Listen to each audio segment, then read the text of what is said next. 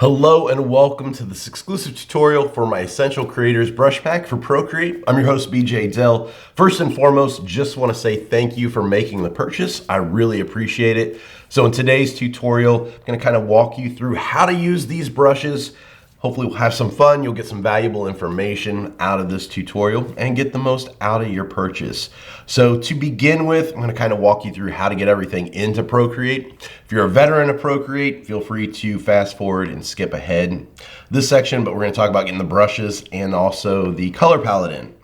So first thing we're going to do, assuming that you've already got this downloaded, we're going to go to our Files app. Now downloading is going to be different between Etsy and Gumroad, but the place where they go is going to be the same. They're going to go to your iPad in your Files app, and I've got that pulled up. I've got on my iPad chosen for my location, and then I just typed in the creators up here to search, just because I've got a ton of different stuff in my Files app. It's a lot easier to search here. So if we tap on each of these, they're going to load into Procreate. The first one's the brush set. And you'll see it comes in right underneath recent here. It loads it into Procreate. So that's one file. The other file here is the swatches or the color palette. So we'll tap on that. And then if we go up here to our color palette tab, then we go over here to the palettes tab down here, you'll see the creators set tutorial pulls up in here.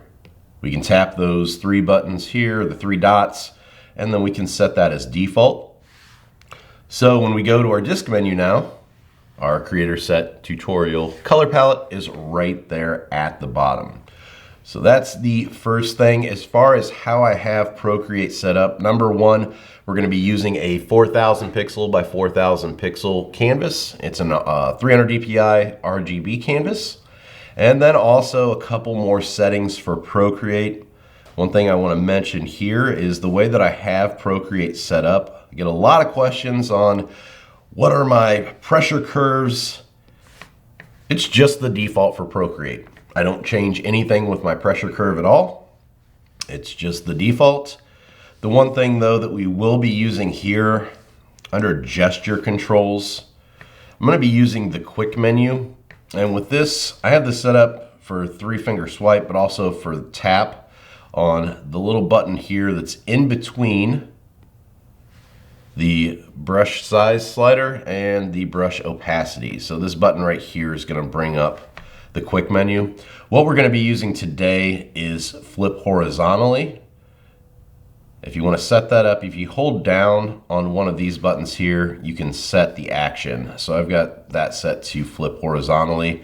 This is something I like to do when I'm in the process of my sketch, and then later on in the design, flipping the canvas back and forth just to make sure everything looks symmetrical both ways. Sometimes when you're drawing, you'll see it look one way, and then if you flip it, you'll notice some errors that you need to fix. I don't usually use that in my YouTube tutorials, but in my personal work, I do. YouTube, I like to speed things up a little bit, and flipping back and forth does take more time. But this tutorial is really how I go about approaching a design from start to finish the way I would in my personal work. I take a lot more time than my usual YouTube tutorials, so that's why this video is going to be a little bit longer. We're going to cover drawing the same design 2 different ways. So you'll be able to see exactly how I use all these brushes. So let's go ahead and get started. I'm going to use the Brainstorm sketch brush to begin sketching, and you'll see I've got this set up with different sizes and different opacities set for this. If you're new to Procreate and don't know how to do this, if you like a certain size or opacity, you can change it, and then as you change it, you can hit the plus button here at the side to make it bigger. So there we go. I'm going to start out here and here. So the furthest down on opacity and the second highest on the size. So let's go ahead and get started. We're going to draw a little cute cartoon gecko today, which I'm sure that you've seen in the advertising materials or the marketing stuff for this. So I don't know what it's going to look like yet, but you do.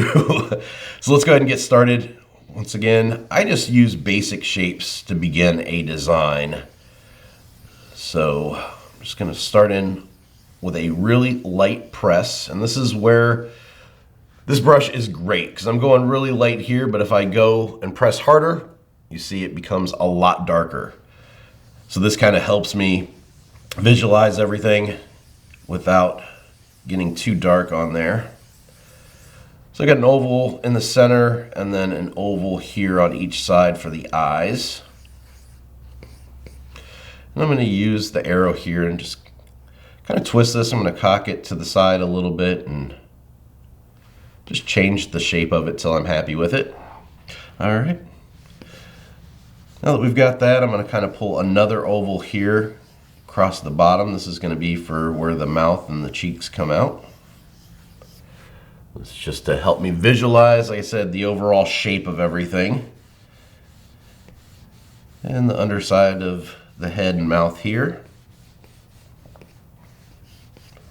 All right. I think too we'll kind of have him sitting in front of a branch. So we'll have a branch come out down here that'll be tucked behind. We'll get the shape of that in there. All right, now for the body. Kind of start to pull an oval here to visualize where the body is going to go. And then kind of rough that in.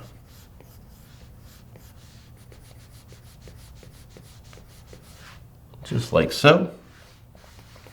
All right, now we'll start to get the arms and the hands in here. So I'll draw an oval here to kind of block out where the hand is going to be in the overall shape. And then some more ovals here for the arm. Just to start to block out where those go. And then we'll have the other hand kind of sitting on this branch here, with the arm coming down in the back.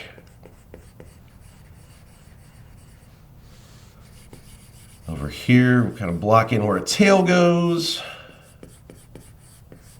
Have that kind of coming up and hidden behind there. And I want him totally hidden, so I'm going to have this branch come up a little bit further here, so it hides his body down here at the back. All right. And this is just the start of mapping out where everything goes. So now we're going to come in and start to kind of play around and get things a little bit more mapped out here. We'll draw some ovals or circles here for the pupils. Start to kind of shade those in. All right. Start to pull some curved lines here on top for the top of the eyes, where those brows kind of sit on top.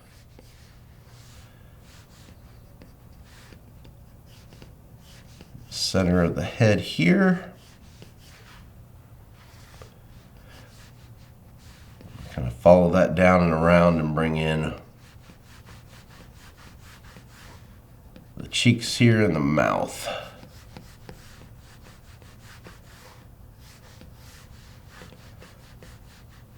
And that's going to come down here underneath then, kind of pull into the body for that bottom part of the mouth. Kind of have the neck curve here into the body then. Just like that. You'll see here, I'm just kind of darkening up as we go along. Now, one thing I do want to talk about too, the sketch process, I use this just basically as a guide once we move on to the next step, which in this part of the tutorial is going to be inking. And when I do the inks, like I said, just using the sketch as a guide, I don't worry about tracing over everything perfectly. This is just to kind of get us started in the right direction. Get the nostrils in here.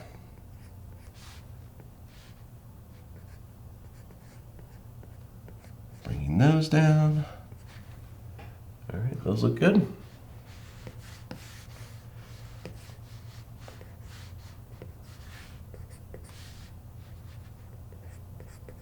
And then just kind of fine tuning all these lines and adding in extra stuff here like the elbow there. Bring that arm up and kind of have some folds there for the skin. I'll start to bring in some fingers here.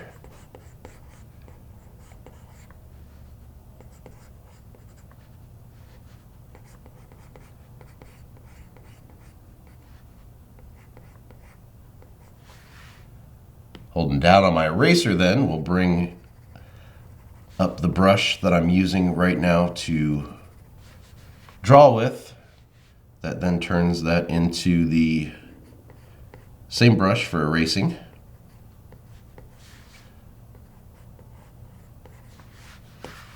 Looks good. And we'll bring these fingers around here. All right. Darkening the tail back here. Looks good. Now I'm going to flip this. So tapping that center and flipping horizontally to see where we're at. And then from here I'm going to use the arrow and the warp tool and then kind of pull in a little bit to fix any mistakes.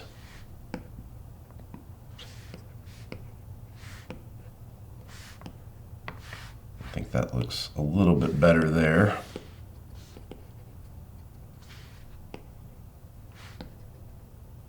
And of course, flipping back again once we're done. Make sure it looks good then from that angle too, which I think it does.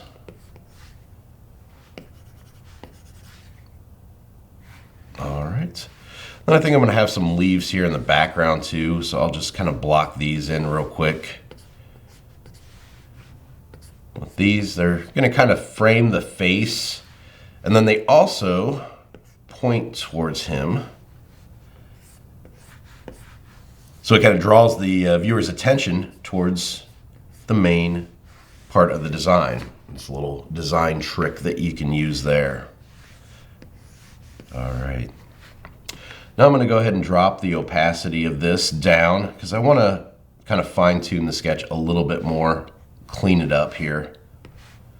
So I'll usually make a couple of passes on my own personal work just to get everything looking a little bit better.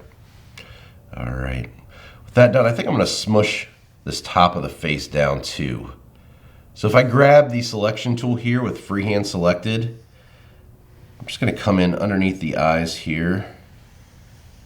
I'm going to grab that, and then with the arrow, maybe not. Sometimes Procreate will kind of have a little crash when you do this.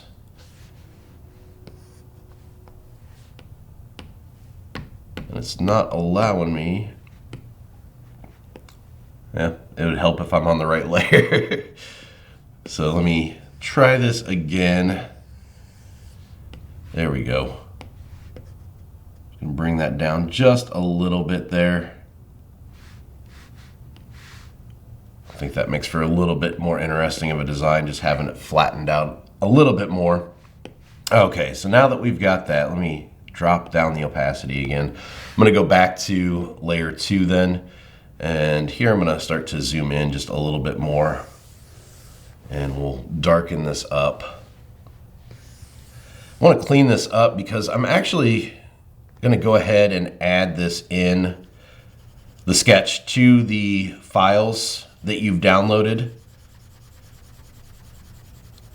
So that way, if you're not interested in the actual sketch process, if you just want to learn how to do the inks of this stage and the colors, and then on the next stage of the tutorial, if you want to go ahead and learn that part, you can do that without having to worry about drawing this out. It'll kind of speed up your learning process here. Over here and darken this one. And with this, I'm just holding down my Apple Pencil, holding down my finger then on the screen, and that locks it into a perfect circle here.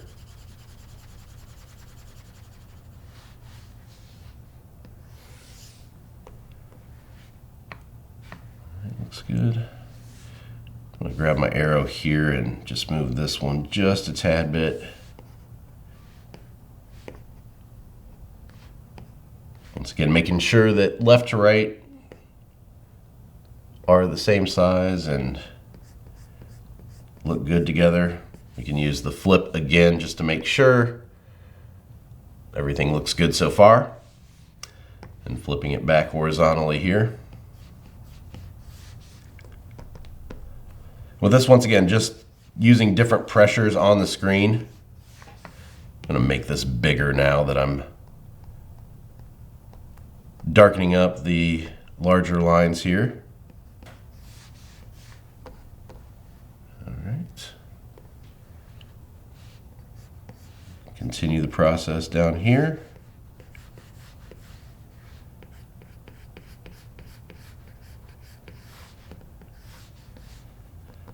And these lines kind of need to come together down here, so I'm not going to have them connect, they're just going to look like they do.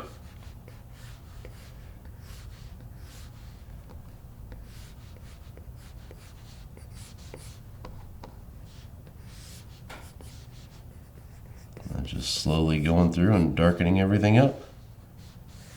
This kind of helps when we move on to the next stage, just because we can see things a little bit clearer. We have a little bit better idea of what we're shooting for, just with the cleaned up, darkened in sketch.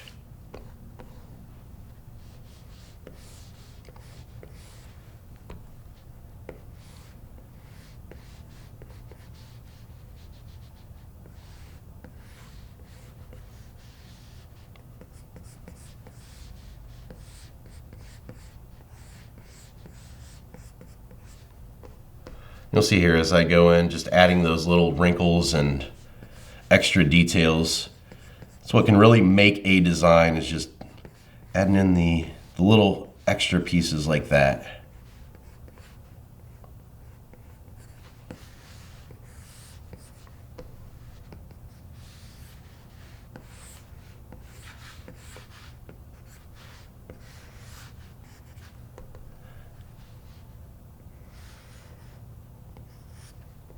And I kind of wanted to have that finger hanging over the edge of the branch, but I don't think I'm going to be able to do that with, like I said, trying to hide the rest of his body there, so we'll just leave that as it is. Probably have some texture lines in here for the tree too.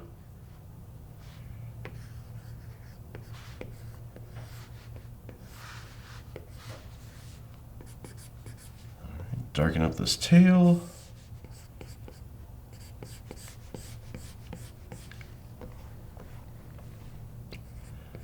Nostrils in here.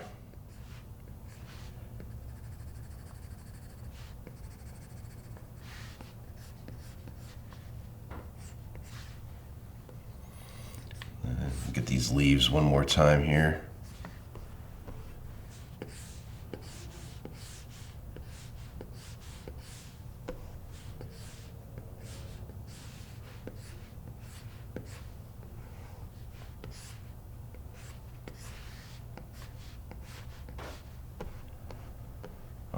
And then pulling back out, you can see what we're left with here. I'm going to go ahead and just clean up this last line, and then we'll do the flip again just to see where we're at here. So back here, flip horizontally, make sure stuff doesn't look a little wonky. I think this, oops, this part here needs to come out a little bit differently. It looks a little wonky.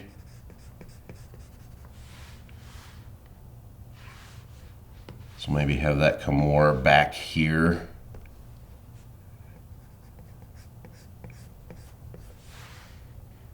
Like that. And then this side I think needs to come out further as well. Looked a little off. This one looked a little further out and was making it feel a little lopsided there. Bring that side out and flip back again. Maybe bring it out even a little bit more. So if you follow me on YouTube, you'll know that I usually don't take this long with the sketch process. This video, I really wanted to kind of show my full kind of approach to a design, and in my own personal work, I take a lot longer than what I do on YouTube, so I wanted to give you the full kind of behind the scenes peek of exactly how I would do a design from start to finish, and then give you a couple of examples on technique. So there we go. There's our sketch. We are finished with that. So next thing in the process then, we're gonna go ahead and start actually inking this guy. So to begin the inks, what we're gonna do is we're gonna come up here to our layers menu. I'm gonna pinch these two together so the sketch is all on one layer now. And like I said, I'm going to actually upload this into the files that you download. So if you wanna bring this in to Procreate here, you can always go up to your wrench icon. You can go to add, insert a photo, and then search for that. Or insert a file. It'll actually be in your Files app. So with that done then, we're gonna drop the opacity down. We wanna be able to see it, but we don't want it to be too dark. So 20% or so. And then we'll go ahead and make a new layer on top. And then for this section, we're gonna go ahead and grab our brush library, and I'm gonna switch over to the smooth inker here. You'll see I've got a couple of sizes set for this as well. All right, first off, we want to decide where our light source is coming from. So on this design, I think we'll have the light source coming from this top left-hand corner. Why that's important during the inking stage is because I like to use different line weights in my designs, and a thinner line is going to be closer to the light source. Further away from the light source where the shadows are, that's going to be a thicker line. Now, when I say thick and thin, I don't mean this and this. It's not as drastic as those two. It's a little bit more subtle. You might not even recognize it right off the bat, but that's the technique that I like to use. So now that we've got that decided on, we've got the layer 2 made, we'll start to get in here and ink. So I'm gonna start to zoom, and with this one, I probably will zoom in and out quite a bit. Once again, I wanna show you my full process, and for me personally, zooming in and out is a big part of that process. So I do apologize for that. I know some people find it annoying, but imagine if you're sitting at home drawing and then you don't zoom in and out at all. I know it would make drawing very difficult. So that's why I'm going to use it quite a bit on this one, just to show you that full process. And you'll see I'll just kind of continue on down here. With this brush, you'll see I'm getting tapers as well. So you can start out with a taper, you can end with a taper, you can start and end with a taper. The technique is though just a light press into a harder press. So once again, I showed you my pressure curve settings. The brush settings are all the same. That's the idea of buying brushes. So we're gonna start with a light press and get harder. And then I let up pressure at the end as well. Here we can start out with a hard press and let up pressure. If you're not getting that right off the bat, there's nothing wrong with the brushes. There's no other setting that you have to play with. It's just practice. That's all it is, more than anything else. So if you're wanting to get that same taper, the same feel and results from these brushes, and you're not seeing it, all I can recommend is just practice. I know that's probably my most received comment or question is, hey, I've got these, but they're not doing the same thing in your videos. And it just takes practice. I always laugh and joke about it and kind of compare that to, you know, back in the day, Bob Ross tutorials. If you went out and bought all of his brushes that he uses, all of his paints, and then were concerned because your happy little trees didn't turn out like his, the program itself, Procreate, doesn't do everything for you, so you definitely do have to add in your own touch here, and it does take some skill and some getting used to. Just trying to pull this taper a little bit more. This is another key here. If you go in with the eraser using that same brush that we're using, you can also then erase to get some of the tapers. So if they don't look exactly like you want them to, you can always go back in and fix them up that way.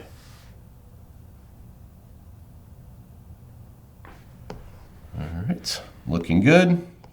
We'll continue to move down here.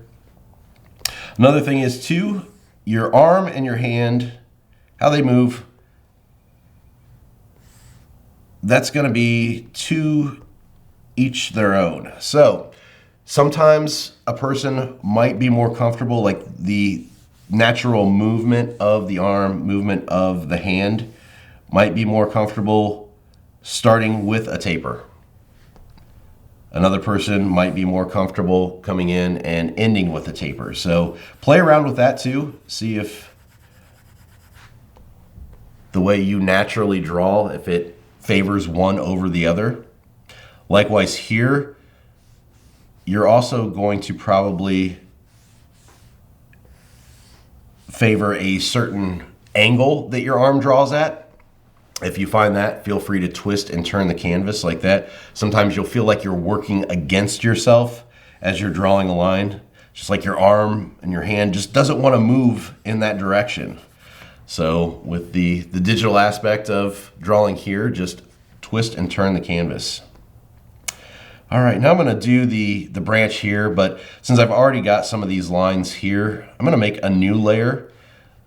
So when I do this branch, I can actually just overlap any areas and not have to worry about it, because I can go back in and erase if I need to. And of course I say that and then I made that line perfectly and I didn't overlap any of those. So, but you get the idea of that you can do that. All right. Probably pull this. I didn't have in the sketch, but I think I want that arm a little bit skinnier. So I'm going to pull the other side of it there so you can see that arm back there. And I think I'll move that hand over a little bit further too, because now it's sitting a little too close to that arm.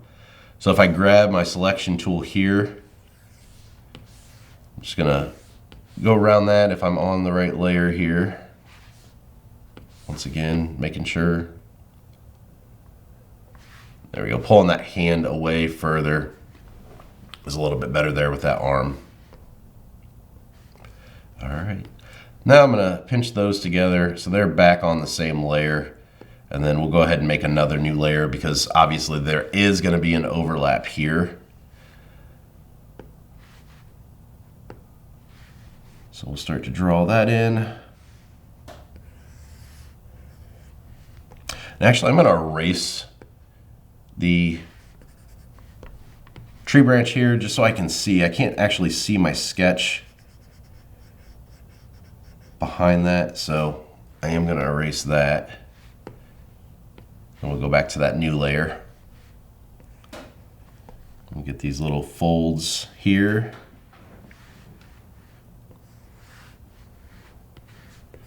You'll see sometimes I'll overshoot my lines like that. That's just to make sure that the line ends like I want it to. I've got a little bit more control if I overshoot. Same thing if I start a little bit further out.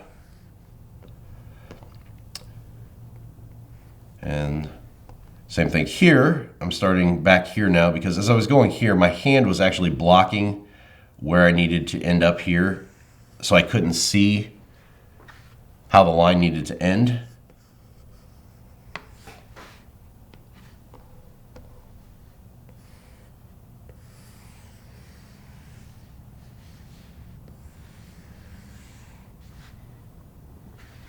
Okay, if you have any overlaps or overshoots, just go back in with your eraser and kind of clean it up just like that.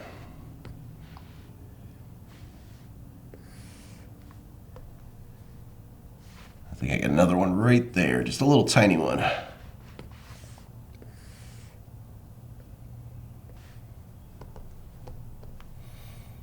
I'll pull that further up.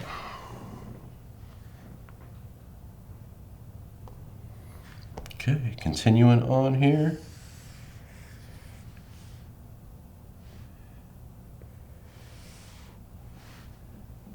See what we're left with there. I think that looks pretty good. This finger looks a little wonky here, so I'm going to fine tune that.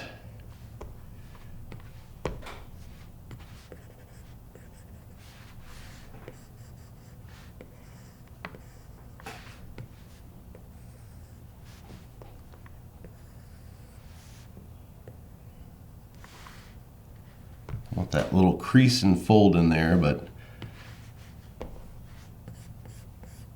just got to make sure everything lines up. All right, there we go. Go ahead and work on this hand now. Actually, no, we got the back part of the arm here. Let's get that first. Do a little crease or fold there too with the armpit. All right, now with this hand, we're still on the same layer, so we can go over top here and then erase the overlaps.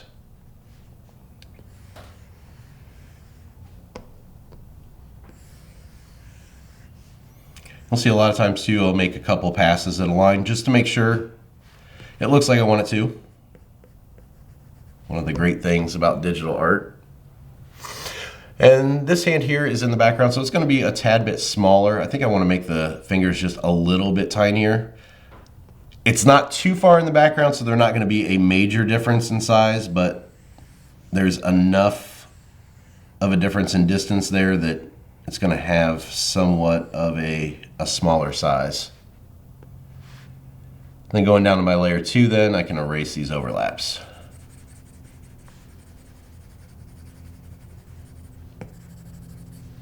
All right, that done, then I'm going to merge these by pinching them together. And back to my brush, I'll do a little fold there of the skin too. Okay, continuing on here, I'm going to make another new layer. I'm going to start further down here. Once again, starting outside here gives me the control of the line. I know it's going the direction that I want it to. It gives me a better result there. Get in here to get the nostrils.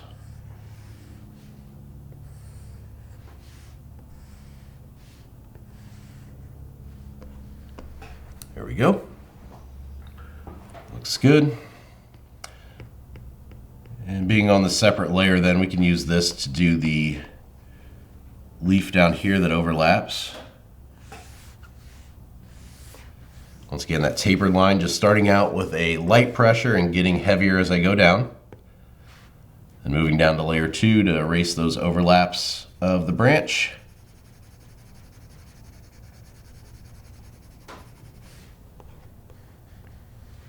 And we can just continue this process around for the leaves. Let's get a little bit heavier on the underside, a little bit lighter line weight on the top, just because of, once again, the light source coming in there.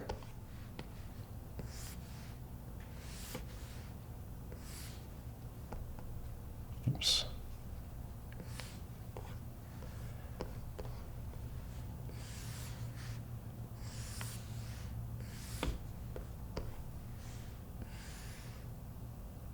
This one I'm going to kind of stop there to make sure that I don't overlap that leaf there.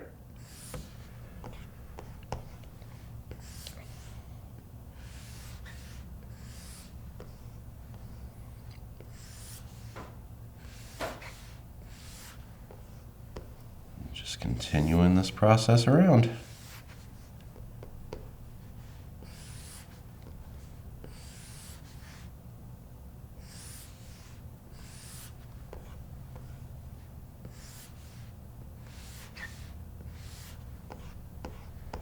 All right, that is good. We'll go ahead and merge those layers now. And then finally, I've just got the little parts on the tree trunk, or the branch. So I'm going to make a new layer there. I'm going to drop this one down to that second size here. Since these are details, I like to go in just a little bit lighter on a line weight here. You'll see I'm just kind of making a wobbly line for this.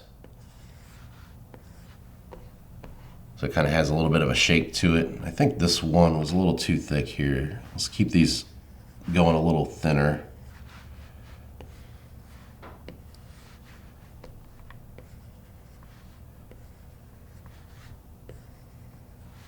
And that wobbliness and the size, you can also achieve that through the pressure. So I'm kind of pressing a little bit harder in certain areas and then letting up pressure in other areas to kind of give that shakiness and the difference in size.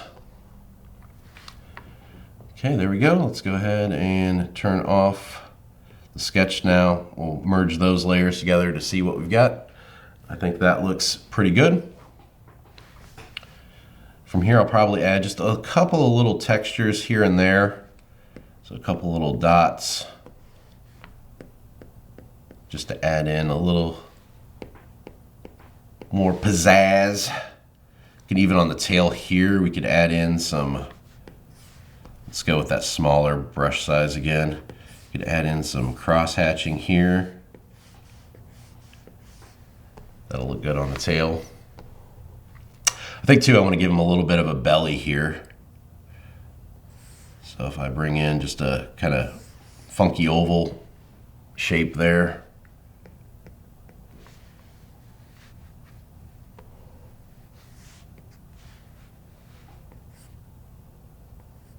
Some extra lines on the leaves to give them some personality.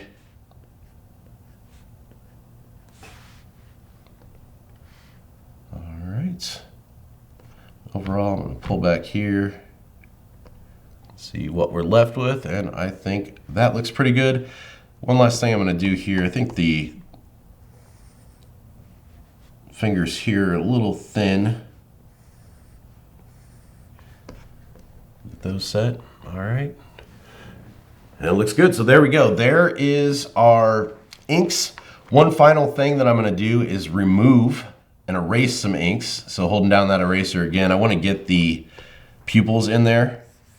So we'll just do kind of oval shape here for the pupils. Holding down to lock it in.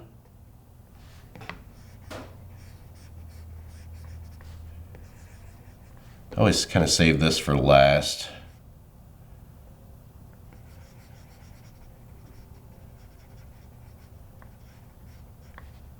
Those in there. All right. And there we go. That is our inks. From here then, we're ready to move on and add in the color flats. So let's go ahead and do that now. So to begin the color flats, what we're going to do is we're going to come up here to our layers menu. I'm going to make a new layer, and I'm going to drag this down underneath layer 2. So we've got layer 2 for our lines, layer 3 is empty, it's going to be our color flats, and layer 1 is our sketch layer, which is technically still there, it's just turned off. So layer 2, we want to come up here and we want to tap this and we want to set this as reference. So what this is going to do is it's going to allow us to drag and drop colors onto layer 3 using layer 2 as a guide, telling us or telling the app where the colors go. Makes coloring in super fast, super simple. So let's go ahead and do that now. With layer 3 selected, first color I've got is this green for the body. Drag and drop that in. And then I'm going to select this continue refilling at the top. That allows me to just go in and tap these other areas to fill them in. Makes it super quick, super fast. And the tail. Of course, now we've got these little hatch marks that we've got to fill in. All right, so next up, we've got this kind of off-white color. Before we do this and fill in, we want to make a new layer. So I want these on separate layers. It's going to make things a lot easier once we go and start to add the highlights and the shadows. So we'll drag and drop that color in, drag it in over here. Another new layer here. Let's see, this color here, the fourth one in, we'll use that for that little part there in the belly. Next up, we've got the brown for the wood, so we'll make a new layer here. Throw that in there. Another new layer here for the leaves. And I've got the light green here. We'll use that one first. Continue filling, and I'm going to alternate these, so we'll use the lighter color here, and then we'll switch to a darker green. Fill those in with a darker. All right, and then finally we've got the background, so I'm going to go down to the very bottom layer. I'm going to make a new layer. Then I've got this blue for the background. Go ahead and throw that in right there. Okay, oops. And then there we go. There's our color flats. As you can see, super fast, super easy doing the color flats that way. Probably the quickest part of the tutorial. And I've got that little blue part there in the background that I missed between the arm. But as you can see, just a really quick and easy way to fill in everything. It's not gonna be as easy when we move on to the second type of tutorial, but this way, quick, simple. So there we go. Let's go ahead now and move on to the next part, which is adding in those highlights and shadows. All right, let's go ahead and start working on the shadows first. Before I do that, the one thing I did notice here is I've got a little bit of a tapered line here coming down underneath the eye on the left, but not on the right. So I want to fix that real quick. So I'm going to go back to my black here, go back to my lines layer, still with that smooth inker here. I'm going to pull in a little bit tighter so we can see and pull a tapered line down off of that. I think that looks better. Okay, so now we're evened out. So to begin the shadows and highlights, what we're gonna do is we're gonna come up here to our layers menu. I'm gonna turn off reference now. And we're gonna start with the body of the gecko itself. So let's tap that one. We're gonna make a new layer on top of it. And then I'm gonna tap that and I'm gonna set this as clipping mask. So what this is gonna do, it's going to allow us to color in on this layer, and it's only gonna show up on the areas that are colored in on the layer below it. So we don't have to worry about going outside of the lines. Clipping mask is also non-destructive, meaning anything that we do here, we can change the color of it later. We can erase without erasing the colors down here. We can also adjust the blend mode, which we're gonna do to drop the opacity on this, and it doesn't affect the layer below it. So with that done then, we're gonna come up here to our color palette, this kind of dark reddish purple color here. We're gonna use that for the shadows, and then I'm gonna start coloring in here. So I'll get a pretty decent chunk filled in. Just getting this underside of this mouth here, trying to get those lines to match up.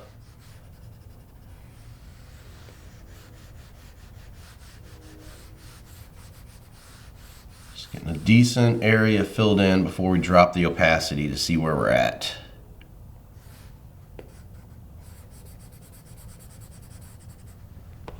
Once again, twisting just because my arm naturally goes this direction a little bit easier, so it makes it more natural. Feels better. I'm gonna go a little bit underneath that one. All right, so there we go. We've got a decent amount filled in. So now we can go back up to our layers menu, and I'm gonna hit N for blend mode. This brings up our different blend modes, but it also brings up our opacity slider. So I'm gonna drop this down, and let's see, about 22%, I think looks pretty good there. Go ahead and lock that in.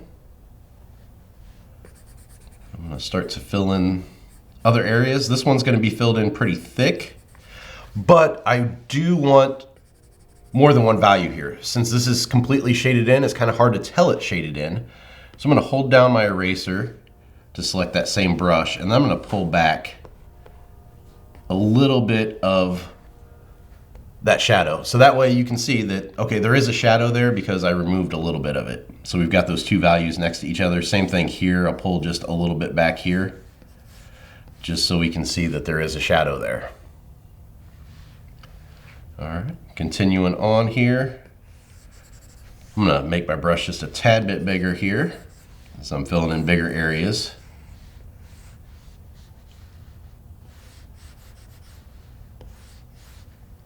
Just kind of continue this on.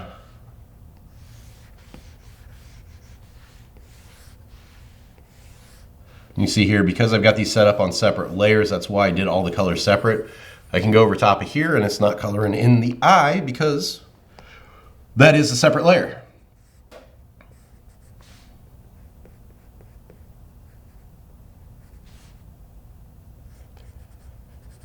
this filled in. And then just kind of moving around.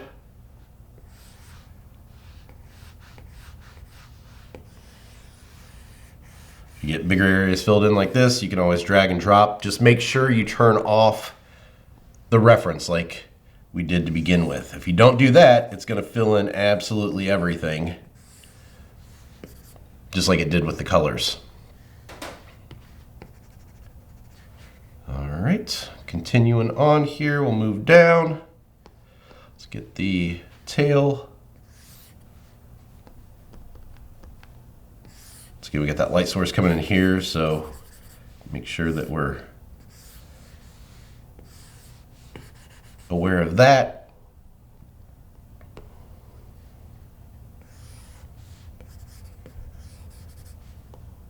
Since I'm moving into a smaller area, then I'm going to drop my brush size.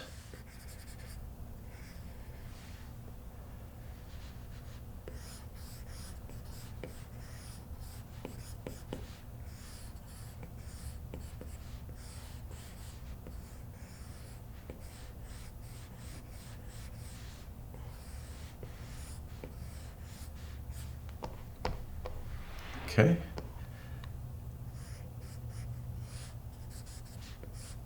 I'm just thinking about how the light's going to hit these. This I think might be a little off here because we've got the light source coming in there. We're going to have a little bit lighter of a line here. It's not going to be as heavy of a shadow.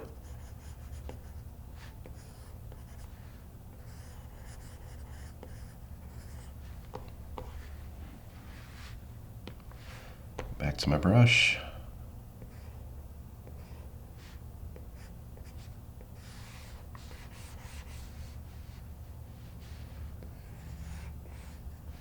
And here you'll see I'll overlap and then use my eraser. Once again, just to make sure that that line and that shadow area is got the curve that I want it to. Going past it will allow me just to make sure that it has the exact curve that I want. All right. Actually, I think I'm going to fill in most of this here.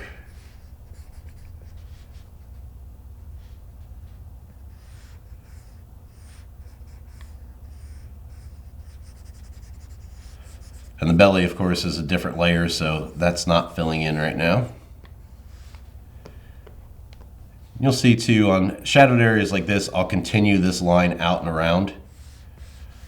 So the shadow continues the line of the outlines. All right, down to these fingers here.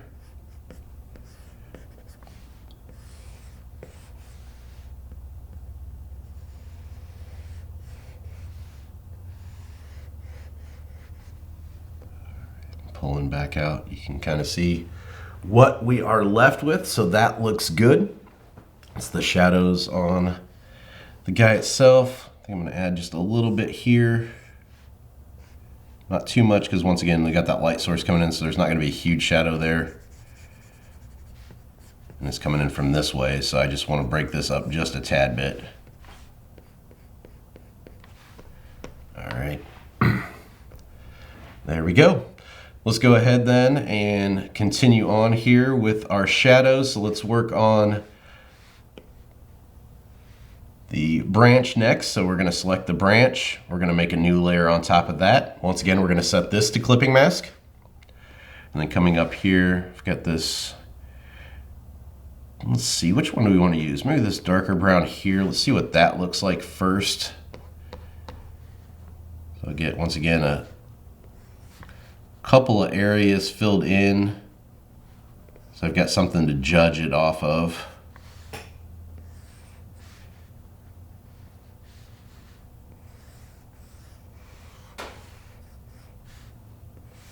I think I'll get actually a pretty decent sized shadow back here, with it being the furthest away from the light source.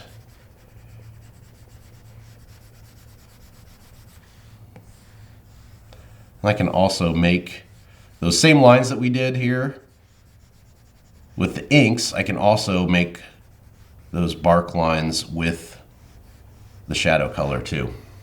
All right, with that done then, I'm gonna come up to my layers menu. I'm gonna hit N for blend mode. I'm gonna drop down the opacity of this down to about 30, let's see, 34%, 33%, 30%, somewhere in there. That looks good. I'm gonna pull back out to kind of see what we're left with. And yeah, I think that's a good color choice and overall a pretty good percentage there. So we're gonna continue then with our shadows here. I'm gonna pull this all the way down.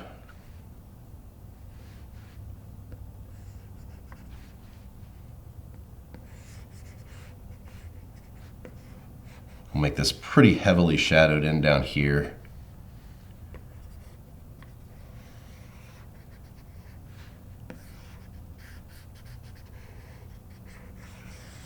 Connecting everything and then dragging and dropping in to see where we're at. That looks pretty good.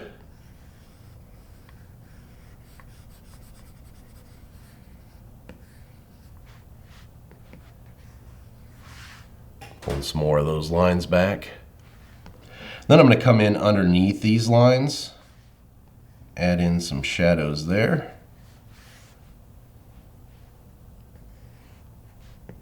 Get underneath this set of fingers and behind.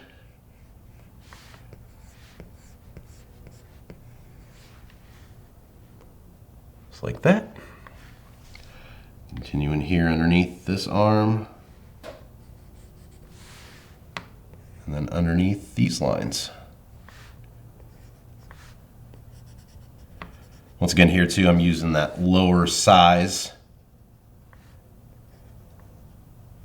So I got a little bit more control. I don't want these to be too thick. And if I need them to be thicker, like there, I can just fill in a little bit more.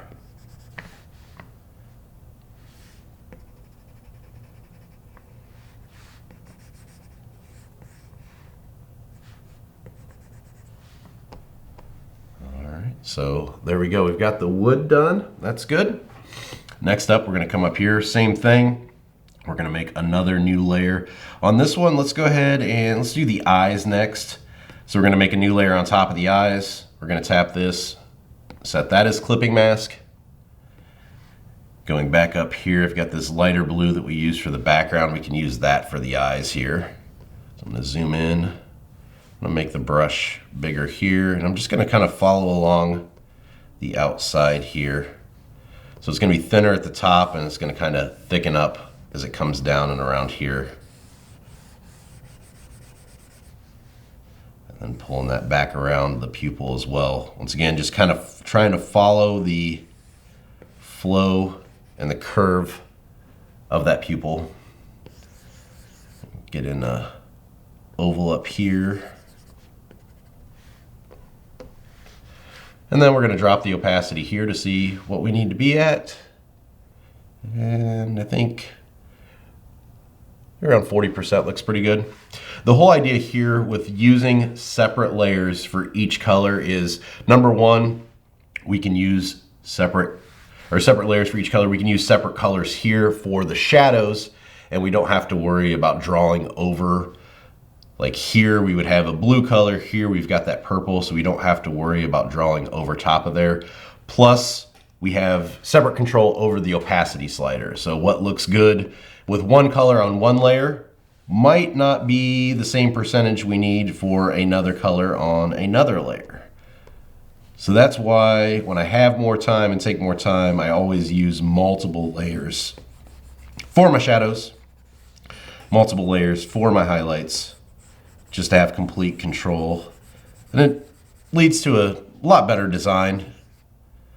With my YouTube videos, I usually just use one color flats layer, one layer for the shadows, one layer for the highlights. And this is, once again, the way that I approach my own work. And which is why this video is going to be a lot longer than my usual YouTube videos. All right, that looks good. So we've got the eyes done. Let's go ahead and get that belly part done here. So we'll make another new layer on top of here. Set that to clipping mask. And then back to that purple color. We'll just fill this completely in. Drop the opacity again down to about 26%, 25. And then using the eraser, I want to once again pull out a little bit of this because we can't tell that that's a shadow because there's only one solid value there. Now we've got those two next to each other. Looks like I missed a little few pieces down here too, so we're gonna fix those. This is why I'd say to zoom in quite a bit, because some stuff like that you're gonna miss out on. You're not gonna see that, oh, I've got a little bit of a missing area there. And if you zoom in really tight, you're gonna be able to see all that stuff. Okay, so we got the belly done. Let's see, next up, let's go ahead and do the leaves. So once again, a new layer on top of those. We're gonna tap that, we're gonna set that to clipping mask. And then we're gonna come in here and let's go ahead and use, let's see, we'll choose this dark green here, which is what we use for some of these. And then we're just gonna drag and drop this further down. I'll go ahead and throw this color in off to the side here.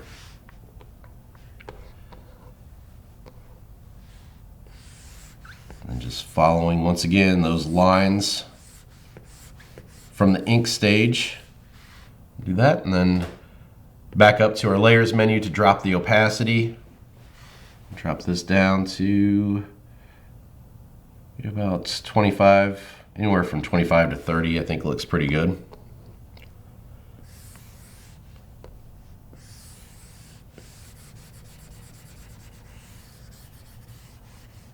That filled in.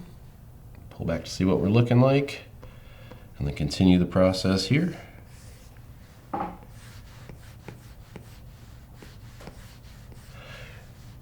And since this one's darker, that percentage isn't exactly where we need to be, so I think I'm gonna up that just a little bit and get it closer to around 40% to make that a little bit darker.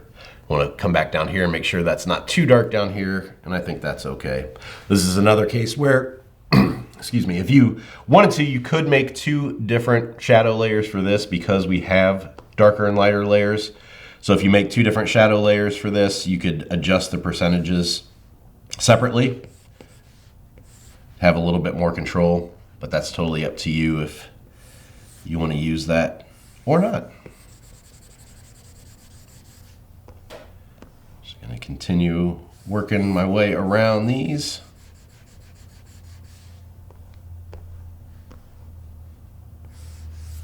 Again, kind of using that center line is where I start the shadow, and then, like I said, following around the lines that we've already got laid in there from the ink stage.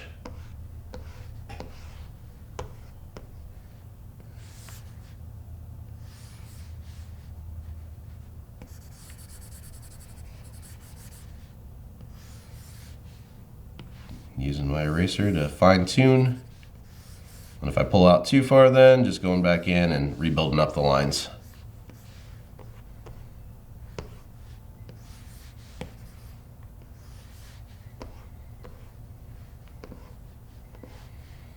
Okay, looks pretty good. I think I'm going to pull this one out a little bit here because that's where the majority of that's going to be. So we'll actually have a highlight probably on both sides there. All right, so we got the shadows there. Let me pull up our layers menu and see. I think that's pretty much everything for the shadows. Let's add in a little bit to the background here. So I'm going to make, actually we'll not make a new layer here. We'll just set this as alpha lock, since we're just doing a small area here.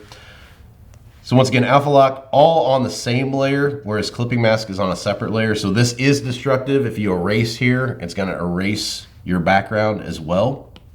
I'm gonna switch my brush over to the soft rendering brush, and then we'll use this darker blue color now. And I'm gonna make this really big, and I'm just gonna start to pull in darker down here at the bottom and kind of fade this up. So as I go up, just letting up pressure, starting out with the heavier pressure and just letting it up as I go.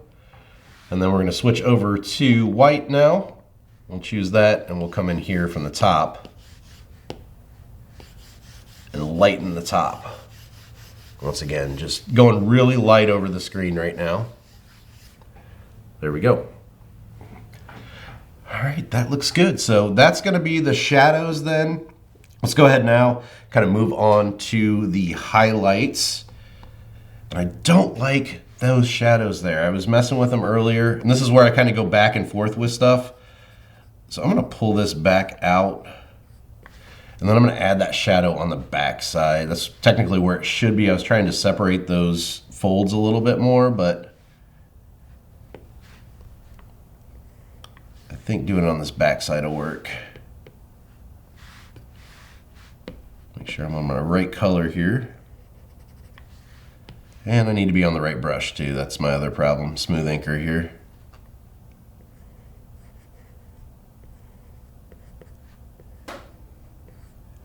There we go, I think that looks a little bit better. And I'm gonna pull a shadow there along the back side of the arm.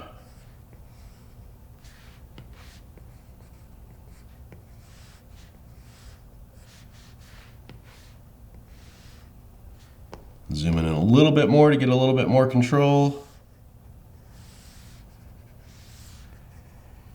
All right, there we go. All right, so next up, highlights. So same technique here. We're gonna start with the gecko itself. So I'm gonna tap that, and you'll see once I make a new layer here, since I've already got that clipping mask layer on top, it's going to then automatically make this one a clipping mask. Now let's play around with colors here. I think, let's try this yellow over here. Let's see what that looks like. Pulling in here, I'm gonna go a little bit bigger with my size. I'll pull a taper line here. Cleaning it up. Maybe even make an oval shine to this one. Now going up to my layers menu, dropping my opacity to see where we're at. Maybe about 45%. And let's go ahead then let's use the white, see what this looks like with the white. I think the white looks a little bit better. So we'll do that rather than using the yellow.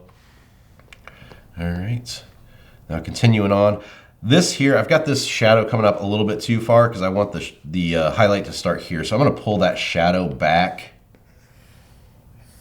have it more on this underside here where the start is.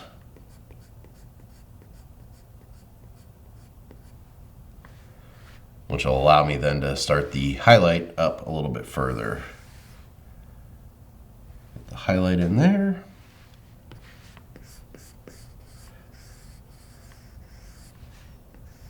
I don't want those to come in too close together, so just pulling that back out a little bit. Continue over here.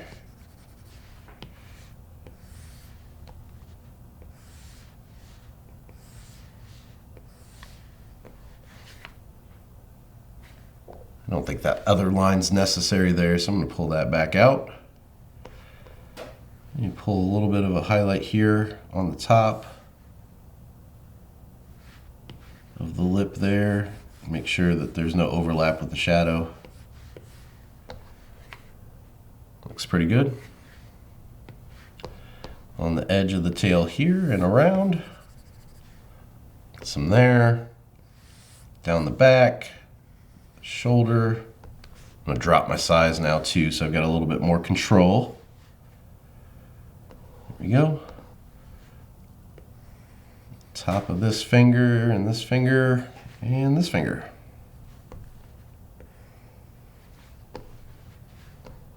Moving over here to these fingers, get on the tops.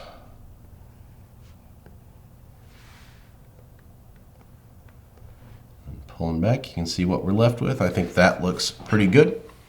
Now one thing here too with the frog itself, the gecko, it has a very frog look to it too. The gecko will go ahead and add in some spots here. So I think he's just a little bit too plain as far as the color goes. So if we go down to layer 3 and make another new layer here on top of that, once again, sets it automatically to clipping mask. And let's use that yellow we were gonna use. We'll try that and see. We'll just throw in some oval spots around the edges and see how this looks. Yeah, I think that adds quite a bit. Something that we were missing in there.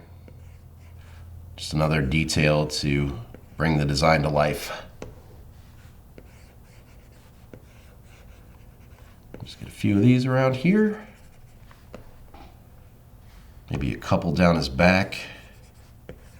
And you see, since the highlight layer is on top of there, and same thing with the shadow layer, since those are on top of the yellow layer, it's automatically adding the shadows and highlights on top of those, so we don't have to worry about going back in and fixing that. All right, looks good. I'm gonna throw a couple more dots over there too. This is what I do with my work as I move on to the next stage. I see something and think, okay, I can make that better. I can change or add something there, and it's gonna affect the design in a positive way. Just don't try to overdo it. Sometimes we noodle too long and we have something and it just gets a little bit too messy. So kind of know when to pull back there. All right, next up on the body itself, I'm gonna make one more new layer here, and I'm gonna select our shadow color. Inside these nostrils, they're just one solid color right now, so I want these to have a little bit more of a difference in shadow. So this is a technique I use where I use multiple shadow layers and build them up. So a certain area will have more than one shadow on top of it so that we get a darker appearance here. Once we've got that done, same thing, back to the blend mode, dropping down the opacity.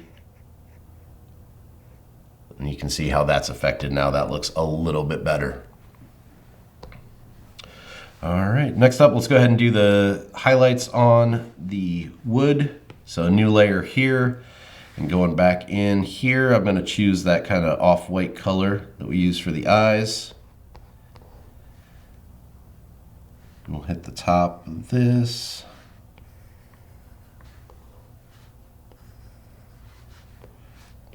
Top of the log or branch itself, we'll get that in here. And then I'm going to drop the opacity now to see where we're at. Bringing that down to about 34%, looks pretty good.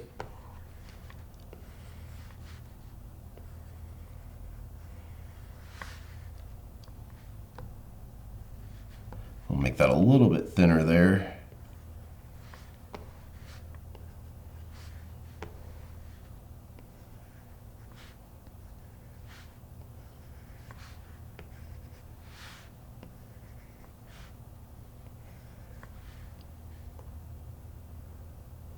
Okay.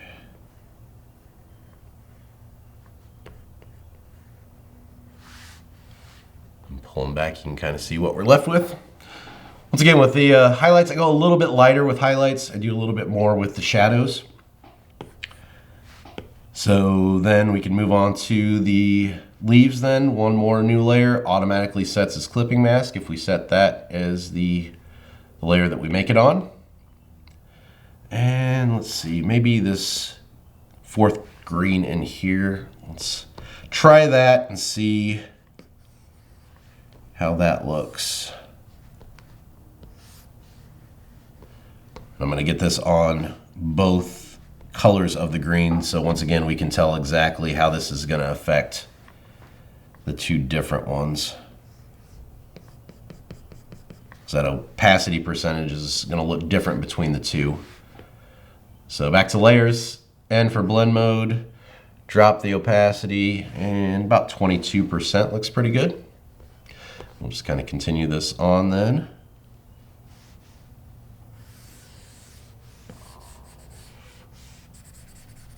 Getting a bigger area filled in, then dragging and dropping. And pulling back out with the eraser just to get total control. Also got a little bit of shadow left there too I need to pull back out.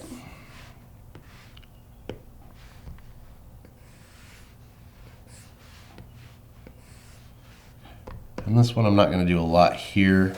I'm actually going to add in more shadow here since it's tucked in behind that leaf.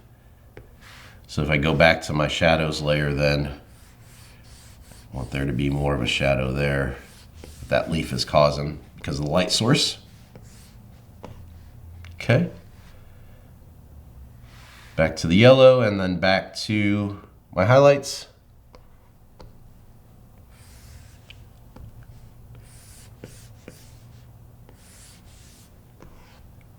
Just following this around. I think I'm going to make this a little bit smaller now.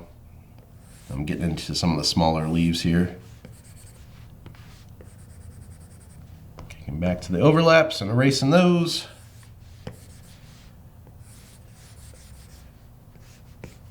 And this one, I think I'm going to have like a big curve coming on this one. Bring this up and then back down. Once again, you can see that I overshot that line just to make sure that it ended up where I wanted it to. You can always come back in and erase.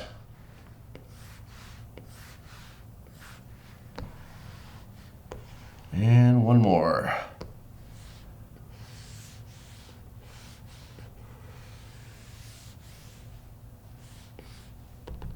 Once again, try not to touch the shadows.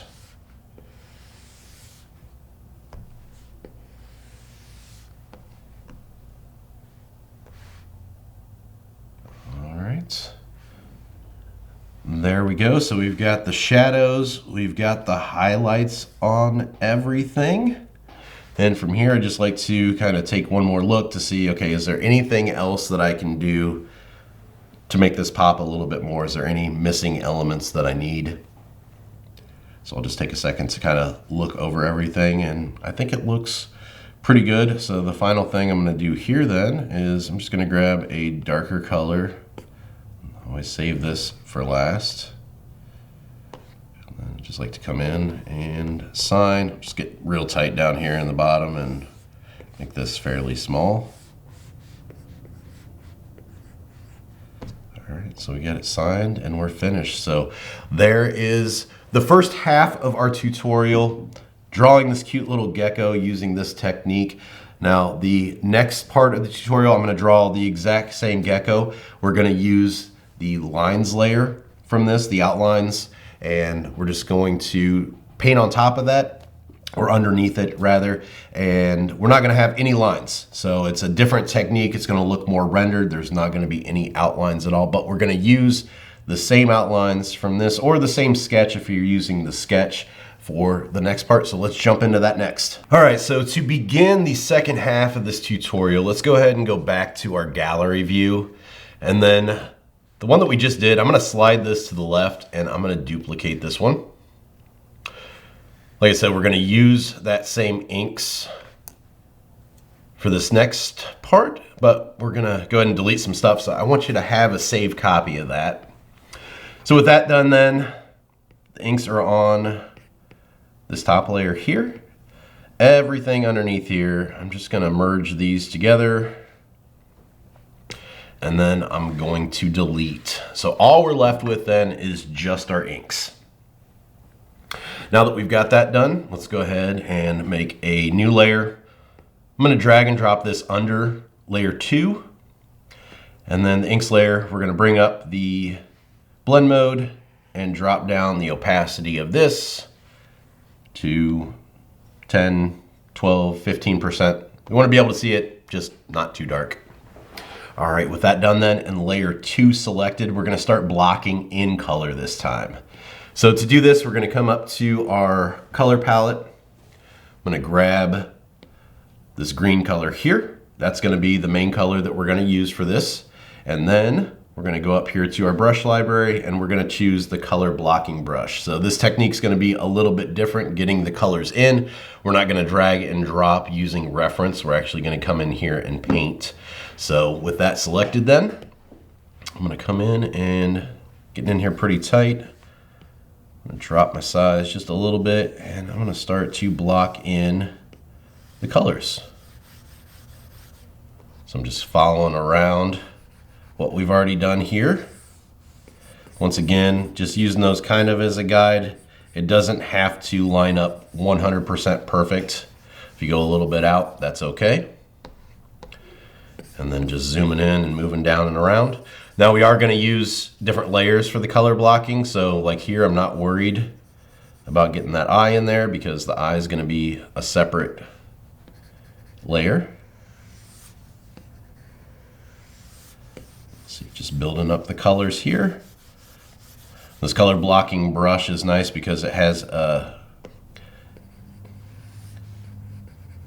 number one, a bigger size so you can block in a little bit better, but it also has kind of a fuzzy outside edge. It's not as hard lined. I'm going to hold down my eraser now to set that as the same brush that we're using here. And just kind of pull back on some of this.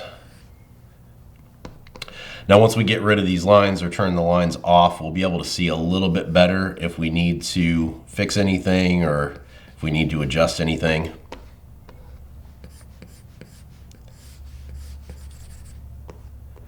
Just following this down and around.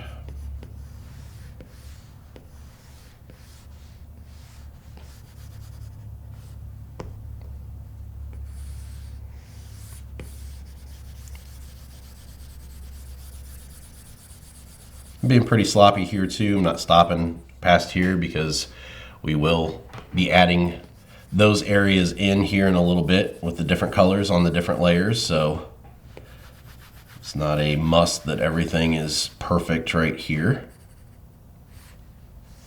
Drop down the size some more as I move into the smaller areas.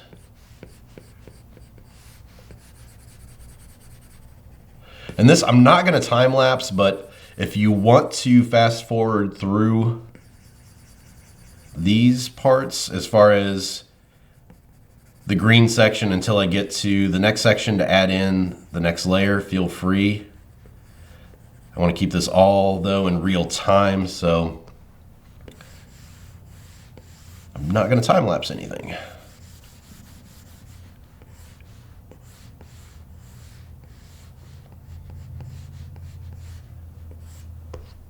Just continuing around.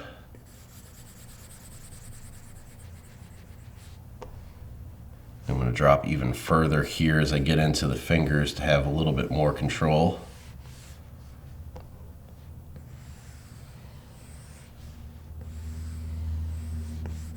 Kind of the end game here is the design's going to look a little bit more rendered because we don't have the lines. We don't have the heavy black inks. So it's going to have a little bit more of kind of like that Pixar quality to it.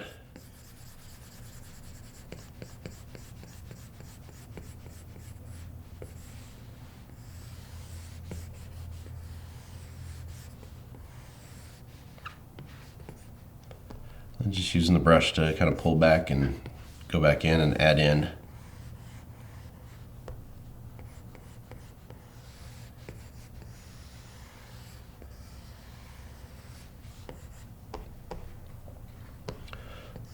Okay.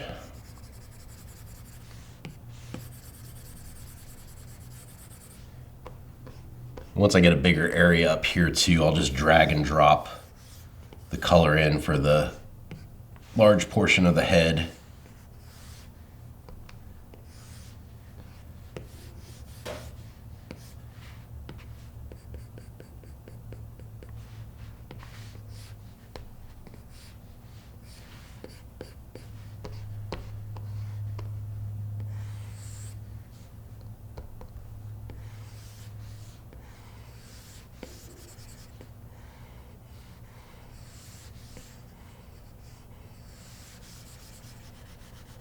Once again, not doing that eye, so we don't need to worry about that. We can just kind of connect that line up as it comes into this brow.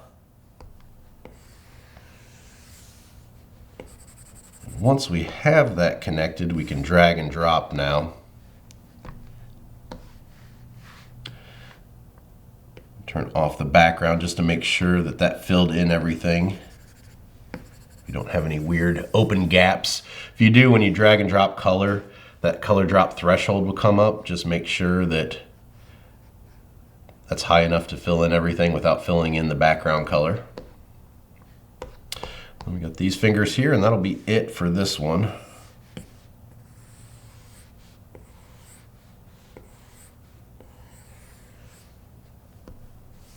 Drag that down a little bit smaller.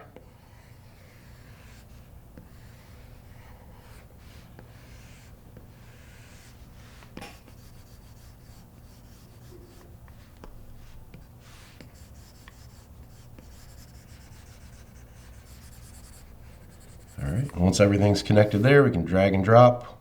That one filled in everything, so we need to lower the opacity, or lower the color drop threshold. But you can see here, I think that'll show up on camera, there's like some little squiggly white lines there because I don't have the color drop threshold turned up all the way.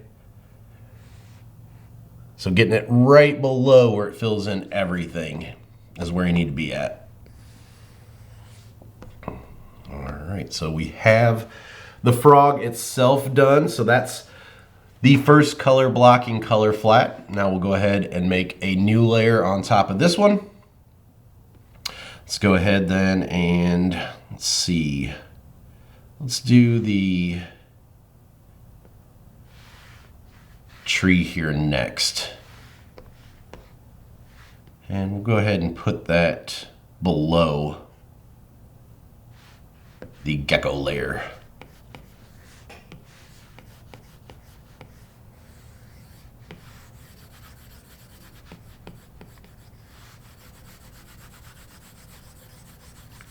Get this blocked in, and then we'll go back in and clean this up. The frog layer is going to come on top here, so we'll have to get in and kind of clean that up, make sure there's no overlaps there with those other lines that we've got. As you can see now, we've got some overlaps there, but we'll clean that up here shortly.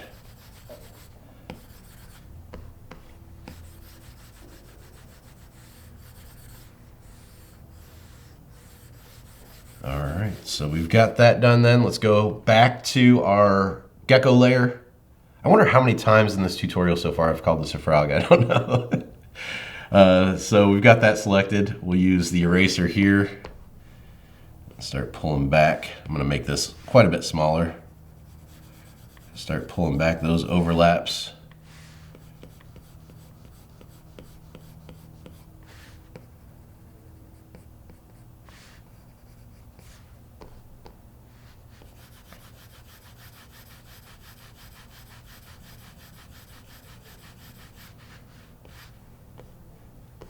Then once I get these overlaps done, we'll come back in and clean up and pull out the brown where you see it's going past, so we need to get that lined up as well.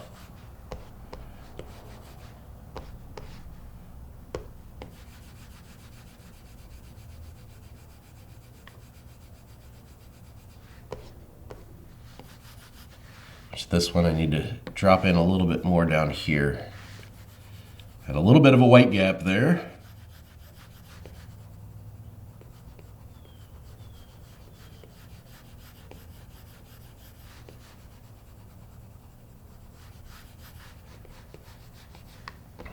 Okay, that looks good. Let's go ahead then back to our brown here.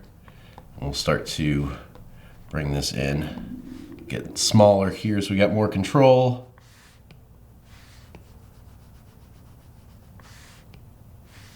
Just going back and forth with the brush size to get exactly what I need. If you get too small there, you're gonna lose kind of that subtle blurriness to it. The smaller you get, the tighter that edge texture is going to be, so it's not going to have the same blurriness. You don't want to get too small because you want everything to match up.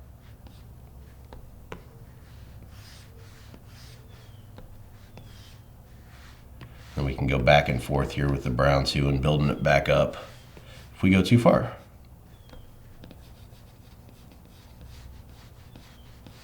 Now we could select the green layer and either do a clear or an erase on the brown layer. Problem there is you end up with some weird like white edges, so that's why I try to do it by hand.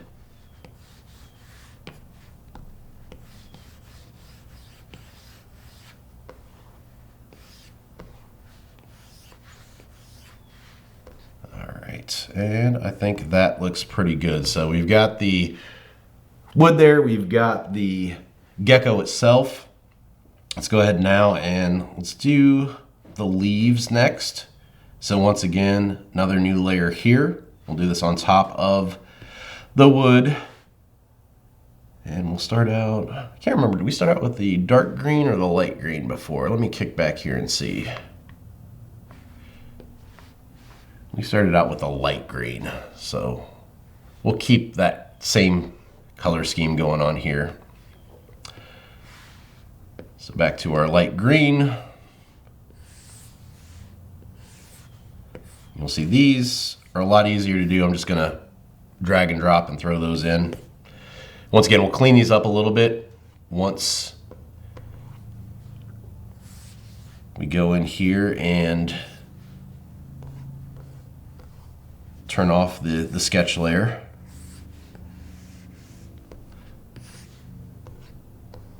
Once again here, just alternating between these.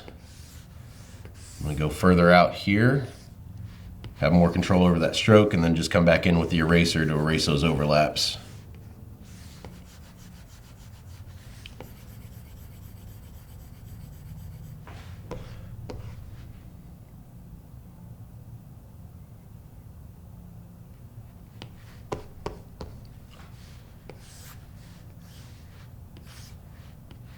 Dragging and dropping and then erasing.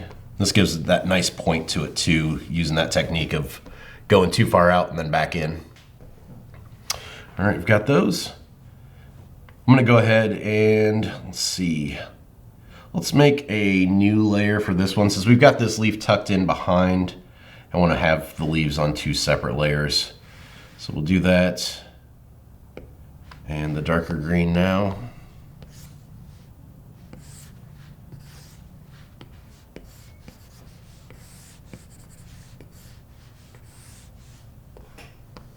Just continuing around.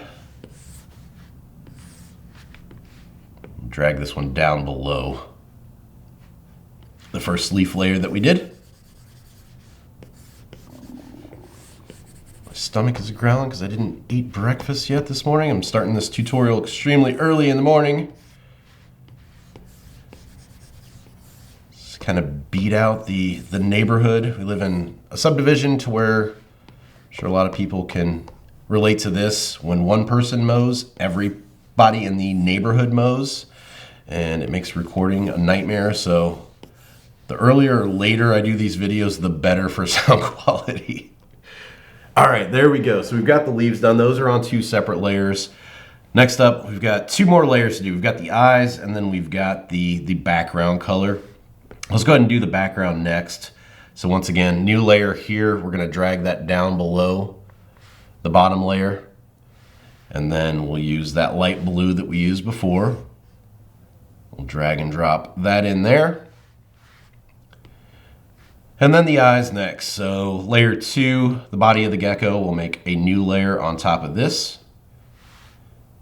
Use that off-white cream color over here for the eyes. Kind of zoom in here so we can see better. Lock in our oval here, drag and drop our color, and then using the arrow, I'm just gonna fine tune this because I do like where that eye is, so I wanna make sure that this is kind of as close as possible. So using uniform, I'm just gonna kind of shrink this down and get that exactly where I want it. All right, that looks good. Next up, the pupil for the eye, so we'll make a new layer here. And using the black here, go in and get the pupil locked in. And dragging and dropping the color in there to fill it in. And there we go. So I'm gonna wait to do this one because we're going to speed things up a little bit and use this one once we start doing some of the shading, and we'll just flip that and use that over here as well. So that's gonna basically be our color flats right now. You can see that technique is quite a bit different compared to what we did initially. So next up, let's go ahead and move on to actually getting in here and adding some shadows. Okay, so to start out the shadows, I think we're going to start rendering the eyes first so we can get that in there so it doesn't look lopsided here. So to begin this, what we're going to do is we're going to come down to layer 7, which is our eyeball layer, and I'm going to make a new layer on top of that. And then once again with this, we're going to tap this and set this as clipping mask. Now I'm going to switch my brush over. We were using that color blocking. For this, we're going to use the soft rendering brush. And up to the color palette, we're going to start out here with the yellow color right here for the eye. I'm going to zoom in here so we can see. I'm also going to turn off our sketch layer for just a second so you can see exactly what we're left with right now.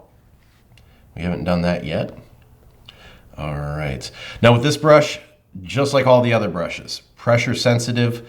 If you're getting too dark of a result, it just means you're pressing too hard. This is another one where you kind of got to get the feel for it. It takes some practice. And to begin with, I got to make sure I've got the right size. So I'm going to start here with the top one. Once again, soft rendering brush. And I'm just going to start to build up this yellow around.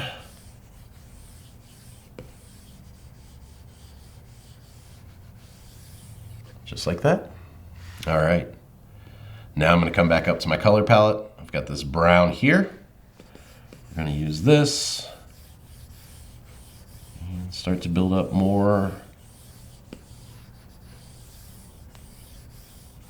of that around. This I'm going to make it a little bit bigger too here, and I think I'm going to go behind the eye. Let's see what this looks like. If I want to do it this color or a different color. Once again, just trying to figure out the right size for this. I'll start to build this up around. That looks pretty good. All right. And then back up to the color palette again. I've got this kind of darker reddish color. We'll use that. Just kind of finish this out and darken up some of those areas. Like so. Now if it looks a little bit too dark, you can always come in here to the layers menu, pulling up the opacity, and we can drag and drop this down. If it's too dark, you can kind of adjust. The key here, and the reason why we're doing this with a separate layer as a clipping mask, sometimes with the painterly style, I like to use alpha lock, but here we are dropping the opacity so we have a little bit more control. This is a little bit different approach than what I usually use for the painterly style. All right, so now then, let's go back in on that same layer. And let's see, let's go back up to our color palette. And I'm not sure here if I want to use white or if I want to use that off-white. So let's try white first. And I'm just going to start to pull off kind of a highlight down around this front side here.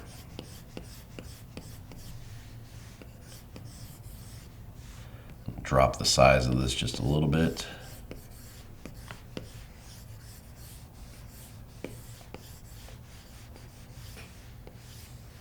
All right, I think that looks pretty good. All right. Now let's see here. I'm going to go ahead and let's go ahead and merge these layers now. I think we're good there. So we can merge these. I'm going to make another new layer on top of here. I'm going to set that as clipping mask as well. We're still going to be using that white. And I'm just going to pull in kind of a curve line here on top of the eye.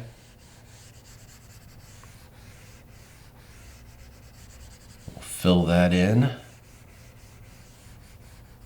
And then I'm going to come up here to the layers menu, grab the end for blend mode, drop down the opacity of this. So we've got this nice kind of highlight shine across there. I want it to be a little bit more visible over here. So I'm going to make it brighter. I don't want this to be that bright though. So with that done, then I'm going to hold down the eraser. So I select that same brush that I'm using, making this pretty big. I'm just going to pull out just a little bit on that black. Just like that. And then pull them back out. You can kind of see what we're left with there. All right, now that we've got that done, we can go ahead and Come up here to the layers menu. I'm going to combine those now. Actually, before I do that, let me see. Got a little bit darker area here. Let's pull that back out just a little bit. Using that white. All right, so let's go ahead, merge these together so they're all on one now. And then I'm going to slide that to the left and I'm going to duplicate it. And I'm going to turn my sketch layer back on because I want to be able to see that. With that eye selected then, I'm going to grab my arrow. I'm going to flip this horizontally. We're going to bring this over to this side. And then I'm going to twist just a little bit with that green node. So I have it angled down a little bit more. You can see here, now that I'm doing this like this, you can see that that eye was actually a little bit smaller than that eye over there from our inks layer, but that's okay, we're good. All right, now I'm gonna go ahead and combine these. With those combined then, we're gonna use that white still using that soft render, and I'm gonna come in here and add some highlights to the eyes.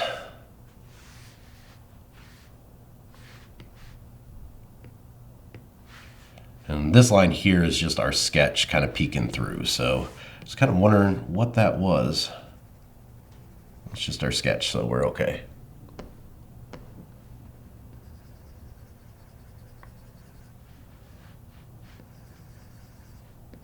Let's get a couple of highlight lines in there.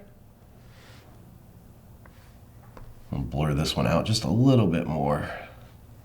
All right, and I think we are good. So that looks pretty awesome. So the eyes then are done.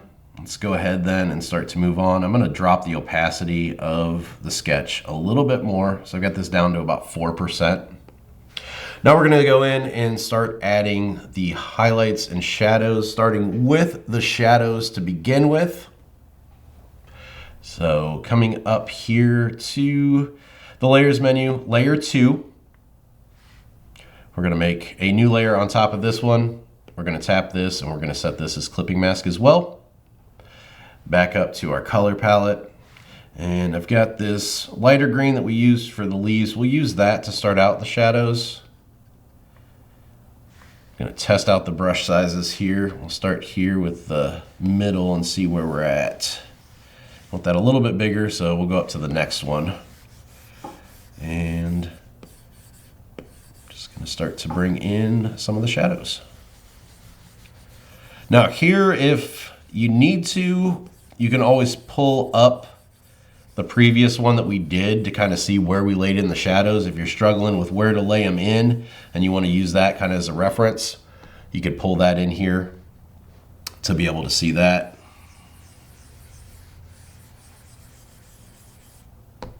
So we'll get around the eyes first.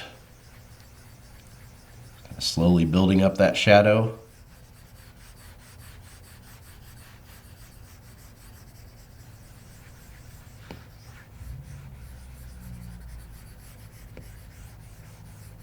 Pulling it down and around. I'm going to drop the size now. Start to come down in here. That might be a little too small, so we'll use the middle one now.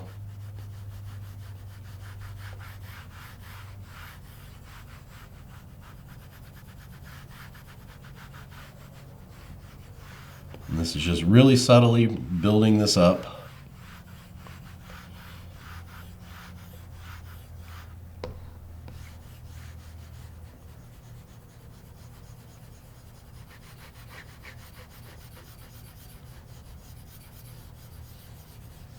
Oh, and you know what? We do want another layer down here too for the belly. So if we come down, let's see, actually, where do we want to do this? Let's do this. Actually, let's worry about it here in a second. That's okay. Just keep that in the back of your mind that we are going to add that in there. All right. We've got that. Slowly build up some shadows around here to help us bring out those brows. I'm going to switch to my eraser now. So So I can start to pull back on those shadows to have a little bit more control over kind of how big they are, and they're going to kind of use that taper here.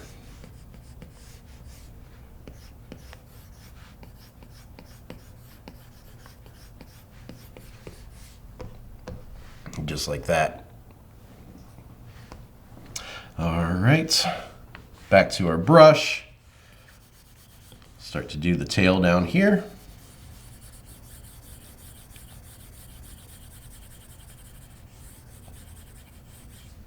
And this is just the start of this. This is going to be a pretty lengthy one, so I slowly build this stuff up and then come in with extra colors. That's where the rendering process starts. So this is just starting to get the values in there that we need.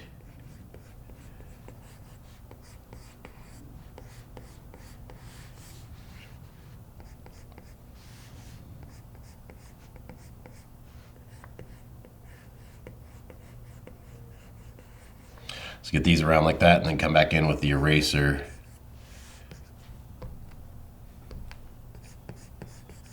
To erase the edges here.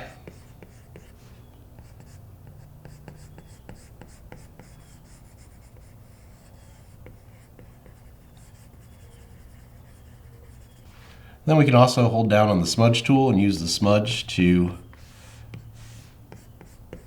come back in and kind of fine tune things too.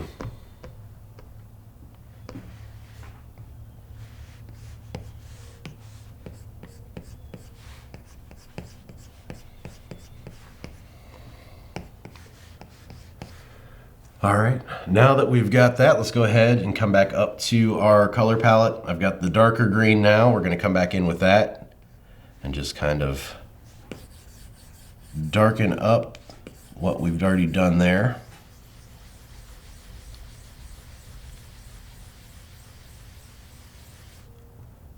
This is when things start to look a little bit more appealing.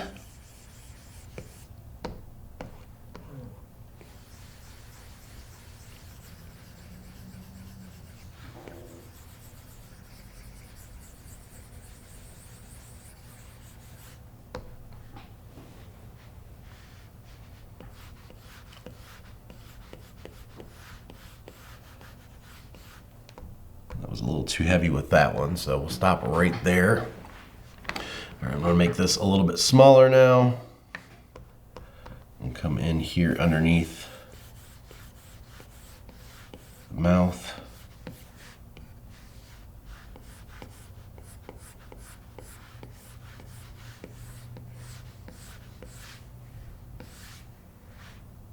And coming back in with the eraser, we can start to lighten up the center area.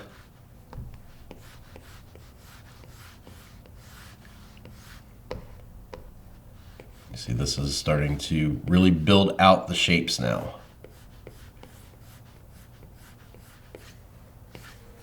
Starting to get that 3D texture or that 3D look in here.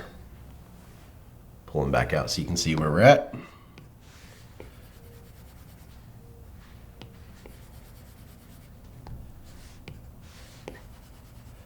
Pulled a little too much out of there, so we got to build that back up.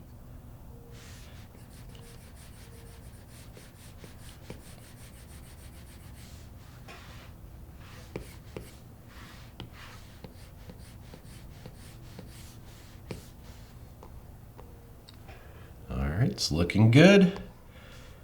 Back to the brush, we'll get here. Dropping the size again. Just on that edge, and then making it bigger towards the center here. And then using the smudge. That's a little too big, it's smudging everything now.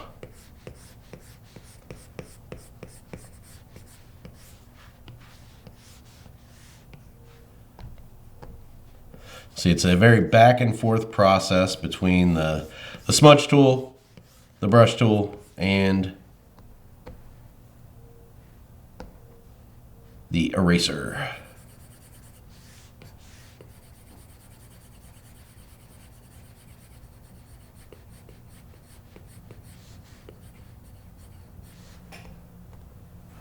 That's looking good. Let's move back down to the arms and the hands then. Make the eraser fairly small here, and we're going to start to pull out around the sides here of the arm.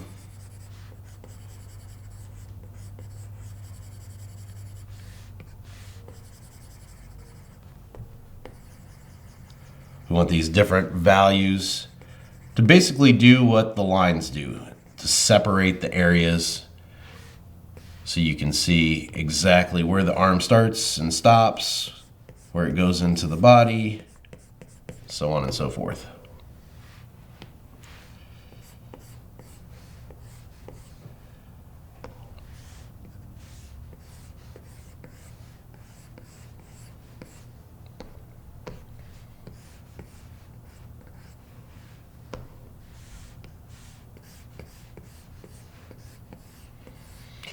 And doing this is basically just to help us visualize too where those lines are once we turn everything off. All right, that looks pretty good. Let's go ahead then and turn off our lines to see exactly what we're left with. So you can see we're starting to build these up. You can see the separations between everything. If we turn those off, you can see the difference between there. Let's go ahead to now and get the nose in there because it looks a little wonky without having the nose. So we're going to make another new layer here for the nose. And see, we'll use that darker green for the nose, still using that soft render brush. Maybe drop it down a little bit here.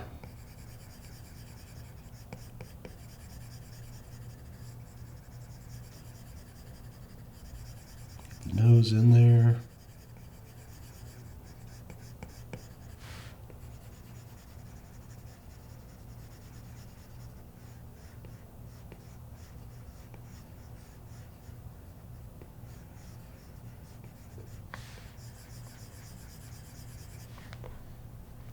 Pull them back out so we can kind of see where we're at size-wise to make sure those line up. That looks pretty good.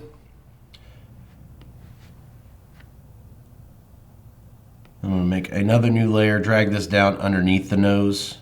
I don't want this one to be clipping mask though, because we're going to start painting around the nose, so we'll keep that there. And then using this green color here, let's come back in and come around the edges here to start to build this out. It's going to give this a little bit more of a 3D feel to it. See there what we're left with. Okay, let's continue building up then the areas without the lines. So coming back up here, we've got this really dark green color here. You can almost not even see it. It's underneath this row right here at the very bottom. We'll use that. And let's go ahead and use the smooth inker again. Actually, no, let's use the brainstorm sketch, sorry. We'll use that one. We'll come in here and test out the size. We're just going to start to very lightly build up some lines here underneath, so it separates us out even more.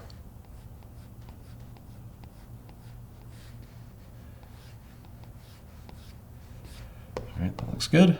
Do the same thing here. And I want to tap this and set this as clipping mask now. We didn't initially because of what we were doing with the nose, since it was in the center, but now that we're moving on, there we go. With this, I'm going to drop the opacity just a little bit to see what that looks like, and I think that looks a little bit better having the opacity dropped.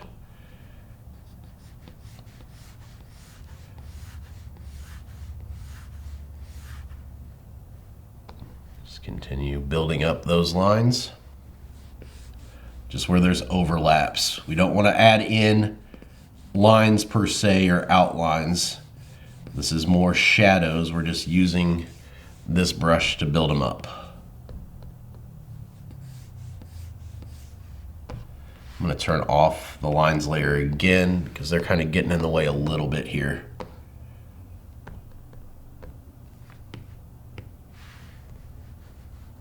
Can't really see what's lines and what's stuff that I've just drawn. All right, there we go. You can see now how this is kind of building that out quite a bit.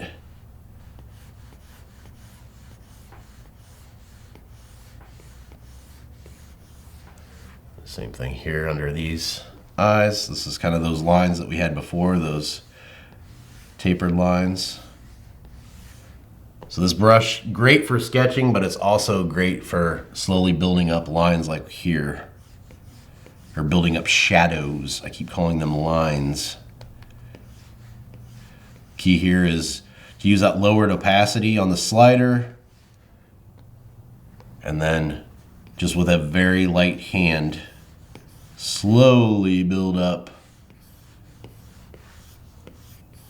that. Like I said, we don't want them to look like lines, so do it like you're painting. I'm going to go back in here on the nostrils too, and we'll pull in a little bit there at the top of those.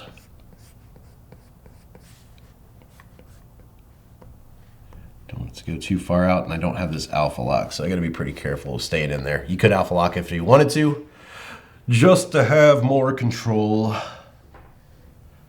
right, that looks good. Go ahead and continue down here then.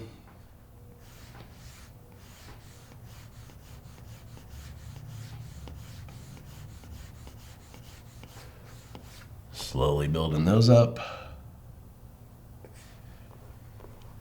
Same thing here, we've got that. Oops, we're still on that other layer. We need to kick back here to the layer that we were on. Apologize for that. Coming in here and getting these folds and creases in.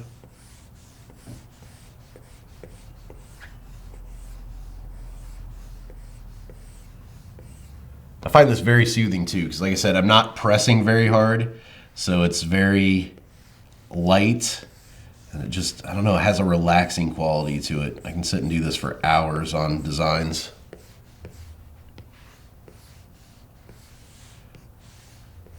Just changing the brush size as I go.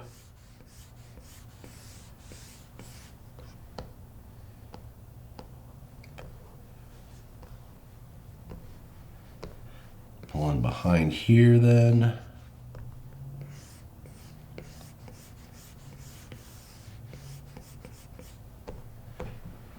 Bring that out a little bit more, and then using the smudge tool to kind of have a little bit more control over top of it.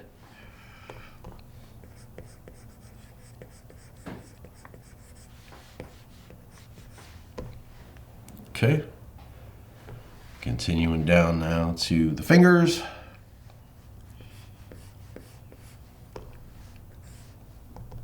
Let's see what layer we're on. I'm gonna move, let's see, back to layer 8, using the eraser. I'm just gonna pull out a little bit of this so I can have that crease come in.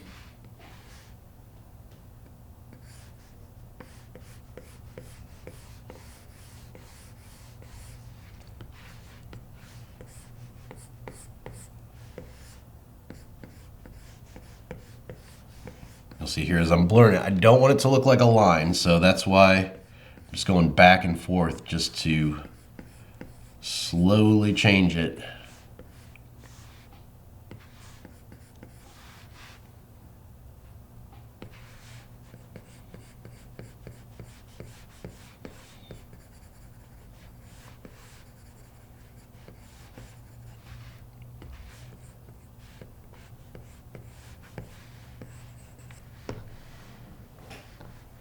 And with this, we're going to have a highlight here to break that up even more.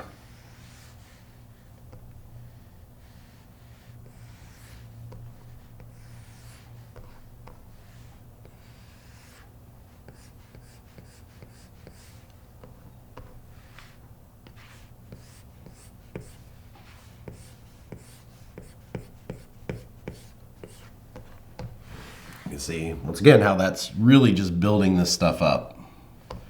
Got another crease here we got to deal with.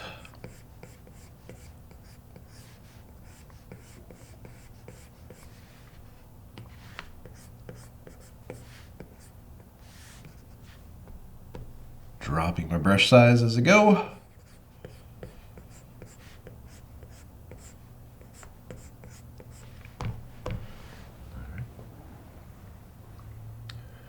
That looks good. I want that crease there. I don't think I want that extra crease here. Looks a little off. We'll adjust that. That looks a little bit better.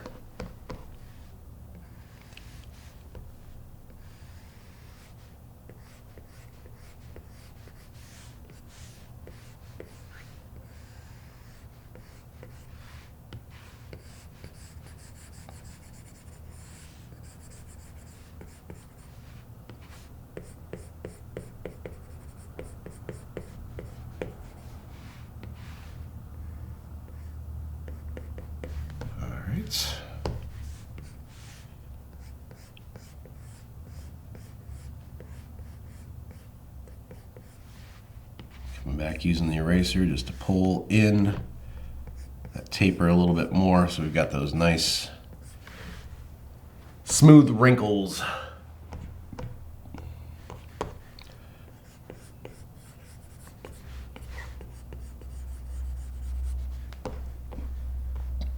Now let's get the body here on this side.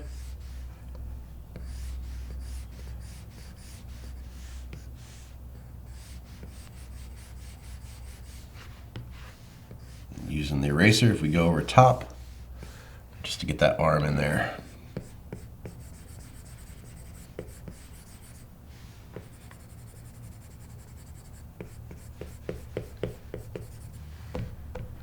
Pulling back out, you can kind of see what we've got now. So that looks good. That's kind of stage one of where we're at for this. Like I said, this is kind of lengthy. So let's go ahead then and move on to the next step then. That's going to be coming up here to the layers menu. And let's see, let's add a new layer on top and we'll set that as clipping mask. We're going to come up here to our color palette. And I've got that dark purple that we used initially for the shadows and highlights. We're just going to drag and drop this in, so it's going to fill in all of that right there. I don't know, what's that line right there coming up? That's the eyes. A little dot right there. All right. So now that we've got this done, we're going to come in here to the blend mode. Number one, we're going to change this. We're going to set this to multiply at the very top. And then we're gonna drag and drop the opacity of this down, maybe to about 20% or so. So that gives just a little bit different tone to the overall piece.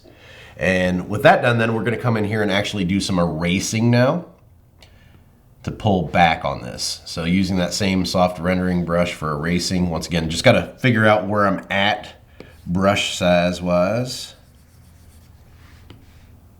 And we need to make sure we're on the layer we need to be. I think it's a little bit small.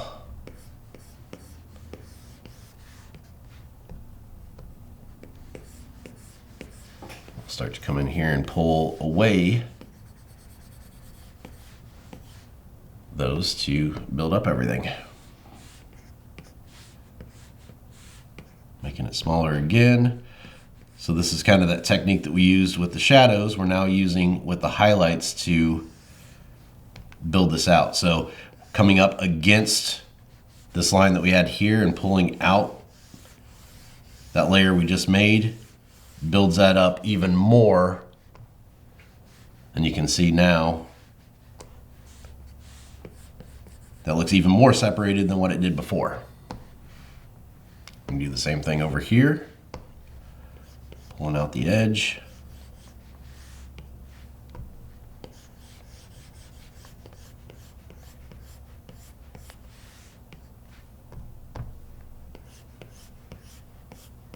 And if we go too far, then we come back in with the brush.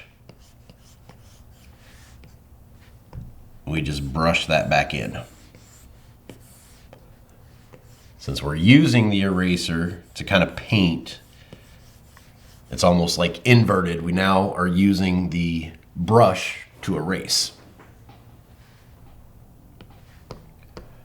Okay, continue on here, get a highlight across the top.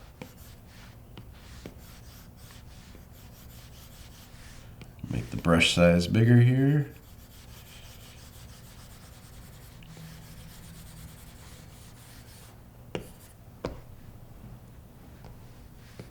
Kind of fade that down. Okay. I'm just going to pull in across the top part of the lip here. I don't want to go down too far. So I need to make sure my brush size is correct.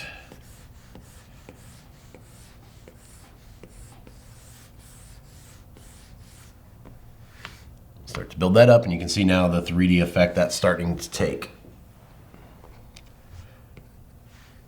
Same thing over here with the arm.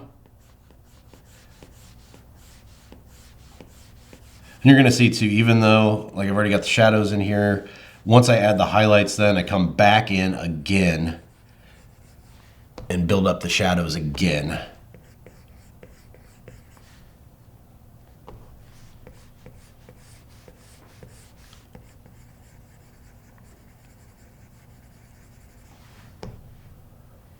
You can see now just once again how this is starting to take shape.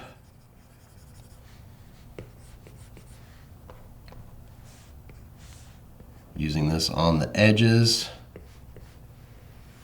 Since we have that darker color next to it, that really helps us bring out the shapes that we're going for. I'm going to go back in with the brush and start to taper these in.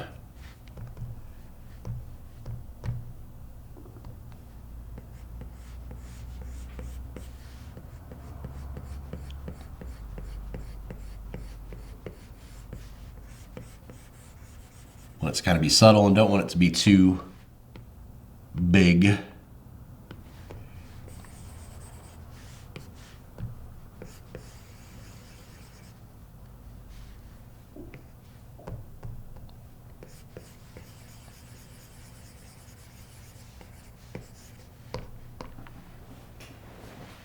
we go.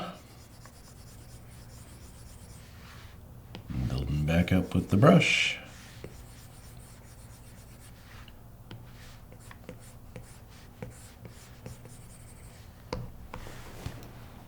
All right, looking good. Continuing down over here then.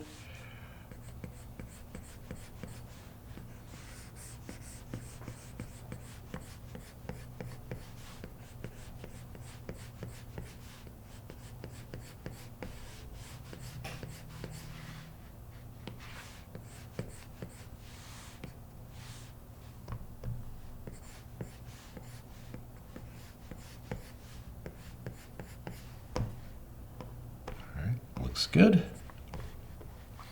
Do the tail as well here. So back to the eraser and we'll hit the top here.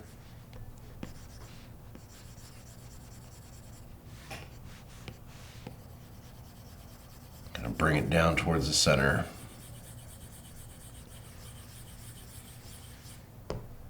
All right, and there we go. Starting to look pretty good. All right, back up to our layers menu then. One more pass with the shadows. So we're gonna go ahead and make another new layer here. And I'm gonna use this dark green over here one more time.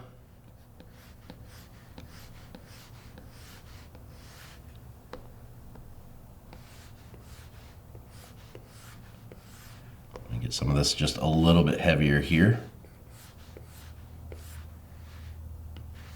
And using the new layer then allows us to come in and erase again. So we don't have to worry about hitting that stuff that we've already done. That's one of the keys too. Is having that total control over where we're at.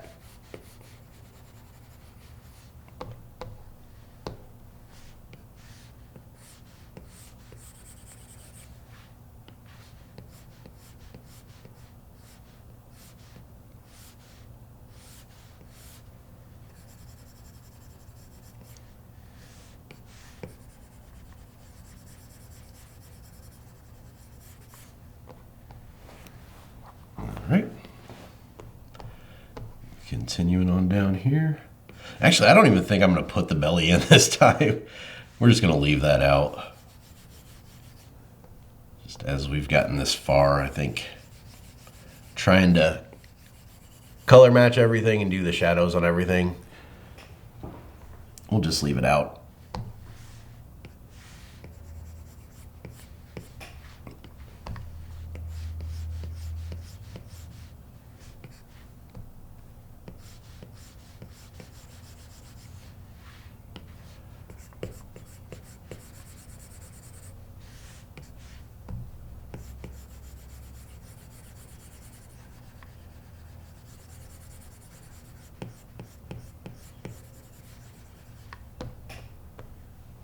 Back to see where we're at. Okay.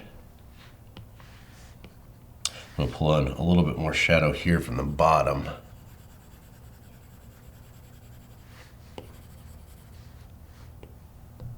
A little too dark there. That looks good.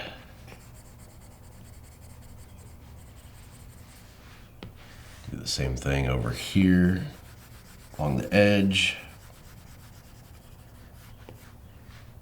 And erasing any of those overlaps with the areas we've already got.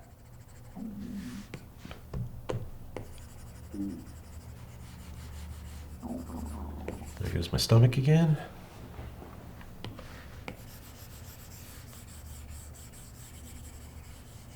I'm darkening up there. Back in here.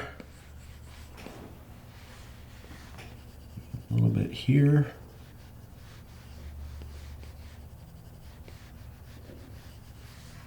The idea here is, like I said, just slowly building it up so we have that kind of three-dimensional look.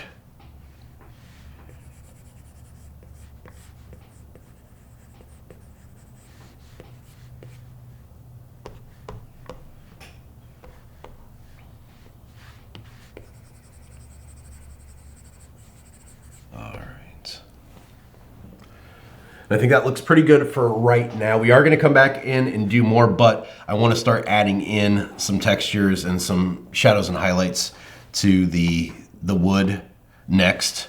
So let's go ahead, turn back on our sketch layer so we can see this. I'm going to up the opacity a little bit. All right, moving down to the wood now. I'm going to make a new layer on top of this one. With that selected, let's go ahead and use that darker brown here. And I'm going to switch my brush over now to the loose expressive charcoal. We'll use that to get these wood lines in here. And to see if that's going to be a good color, if we need to go one more over. Let's see if this one looks better. Yeah, let's use that one for the wood lines and texture.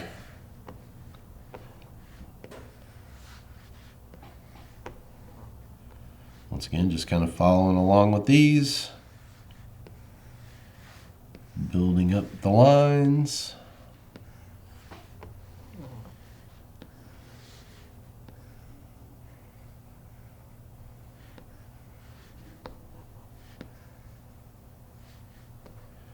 I think that looks pretty good. All right, now back up to our layers menu. Let's go ahead and just set that as clipping mask, even though we don't necessarily need to, because we're going to make another new layer on top of here. And we're going to set that as clipping mask, so we kind of need that one set as well.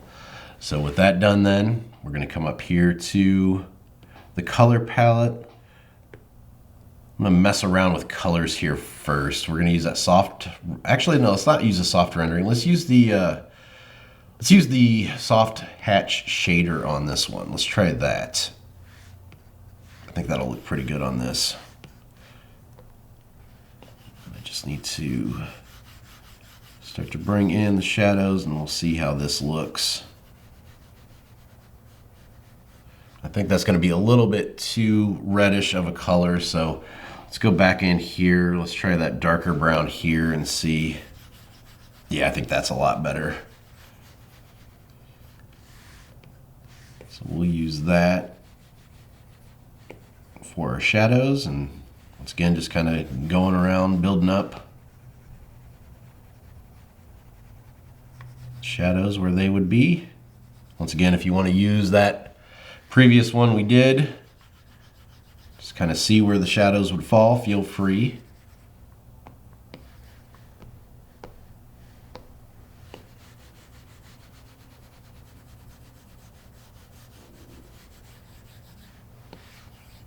Slowly building that up.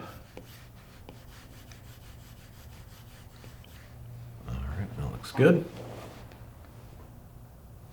Now I'm going to go in here with another new layer, setting this to clipping mask. And color, let's use that off-white color again.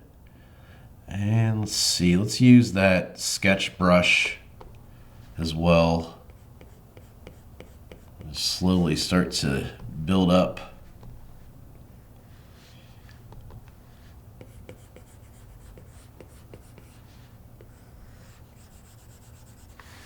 This to make the wood look a little 3D.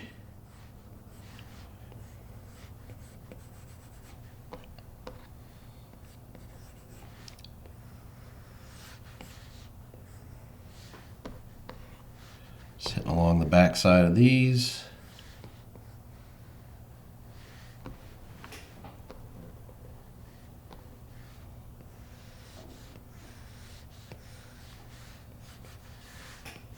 Go a little bit bigger here. A little bit more of kind of just a loose shaded effect.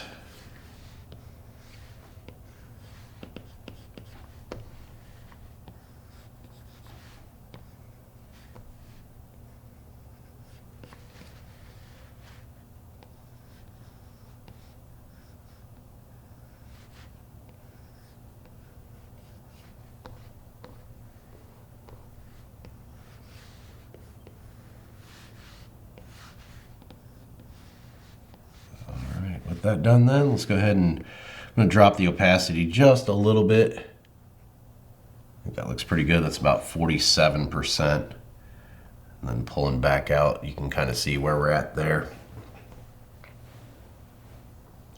All right, same thing here then. Another new layer, clipping mask.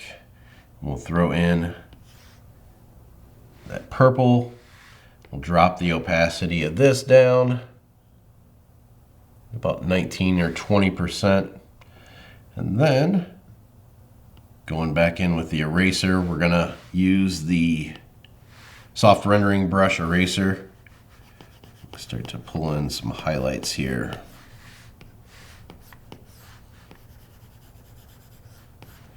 And I think I'm gonna up the opacity of this because that's not doing a whole lot as far as the visibility goes.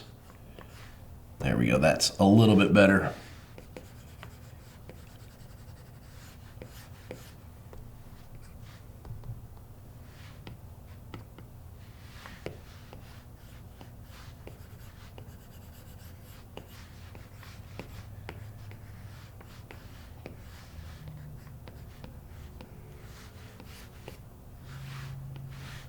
I'm going to use the smudge tool to smudge in some of that.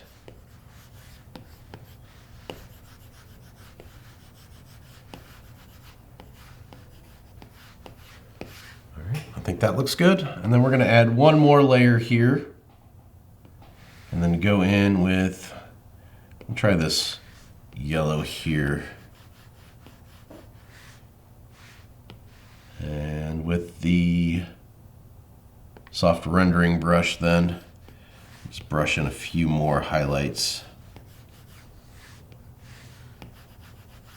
I think that's maybe too bright, so how about we change that over to that yellowish orange right here. I think that's going to look better.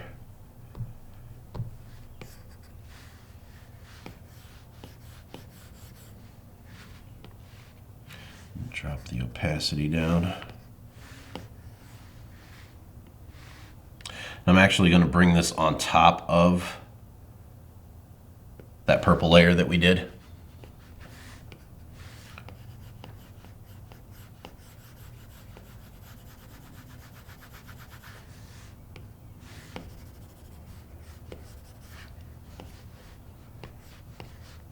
build up this a little bit more so it's got a little bit more of that 3D effect. Don't want to get too heavy with the highlights back here, just lightening up ever so slightly.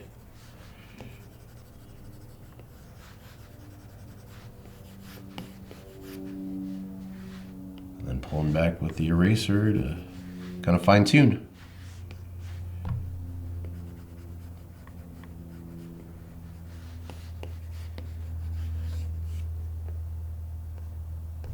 Alright, that looks pretty good. So we've got the wood done now. We've got the body somewhat done, not totally. So next up, let's go ahead and work on the leaves next.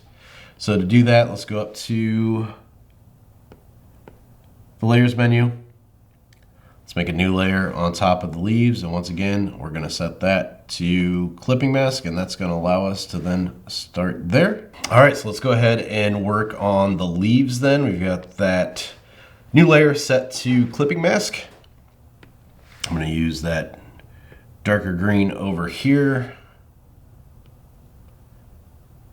using that soft render brush again, and we'll start down here at the bottom.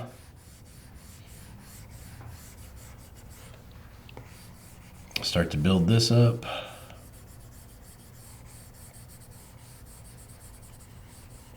You know what? I think we want to add in those center lines too. So I'm going to turn down the opacity on this a little bit more. And on the leaf layer here, let's add one new layer on top of that. And let's go back in here to grab that loose expressive charcoal. And we'll pull these lines down. Drop the opacity just a little bit here. Let's go ahead and turn off the sketch layer, the inks layer too, just so I can see exactly what these look like. I think that looks pretty good there. We'll just go and add these in real quick. And we're on the light green color. That's why that's not coming up, because we've got these broken up between the two. So we'll add these in real quick.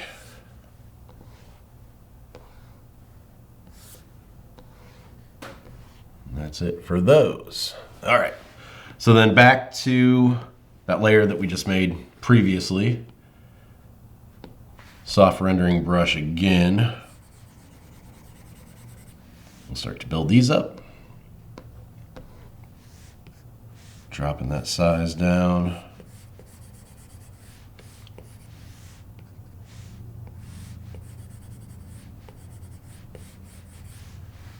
All right, there we go. Up to the next one.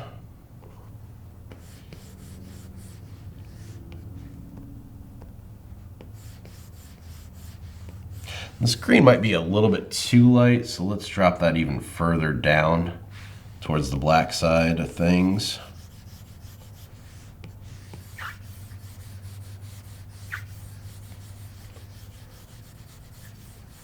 Slowly build up the texture there. Moving over.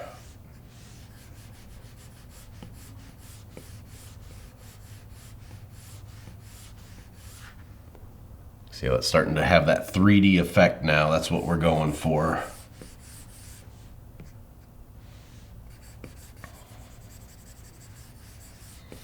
This is the one we had more highlights in, so I'm not going to do a lot there.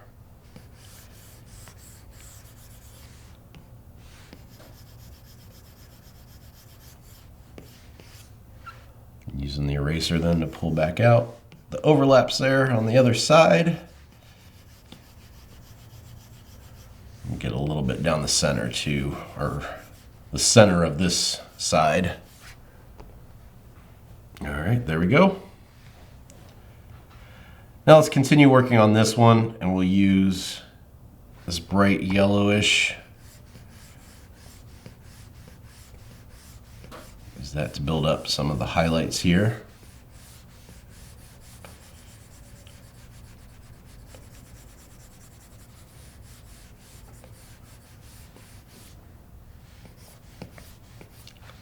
Just like that.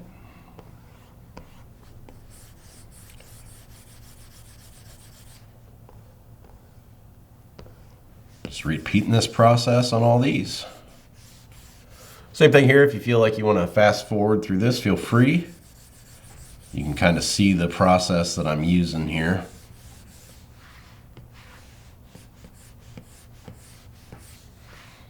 Again, this one's got a little bit more highlights because where that light source is coming in from. All right, that's that set of leaves, the lighter green. So let's go back up here then. We'll go down to the darker greens. Once again, new layer here. Set that to clipping mask. We'll come in here using that darker green again for the lines to begin with. Loose expressive charcoal. Pulling these tapered lines back towards the wider part. A little bit more of a curve there. All right, looks good. So we'll go ahead here, drop down the opacity just a little bit. And I see down here too, we've got some gaps where the frog is and the wood, so we'll fix that a little bit later too if you're noticing that. I see it as well.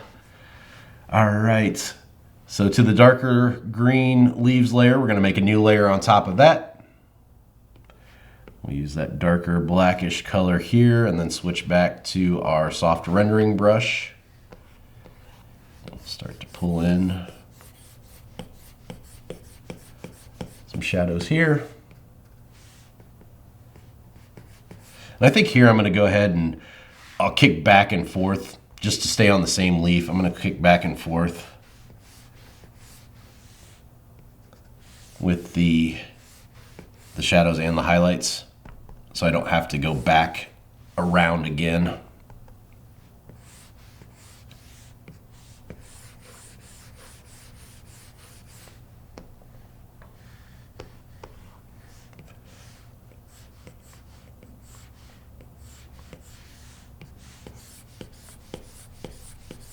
Slowly building that up and then back to the darker color for the shadows.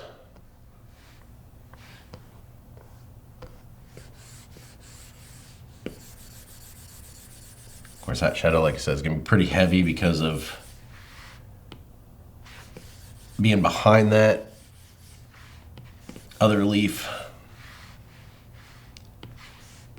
I'm just going to use the eraser then to add in a little bit of highlights instead of going in with that yellow, which actually I might go in with the yellow here on this side just a little bit. Just add a little bit of a highlight there. Dropping my brush size since this is a smaller leaf here. And then back to that darker color again.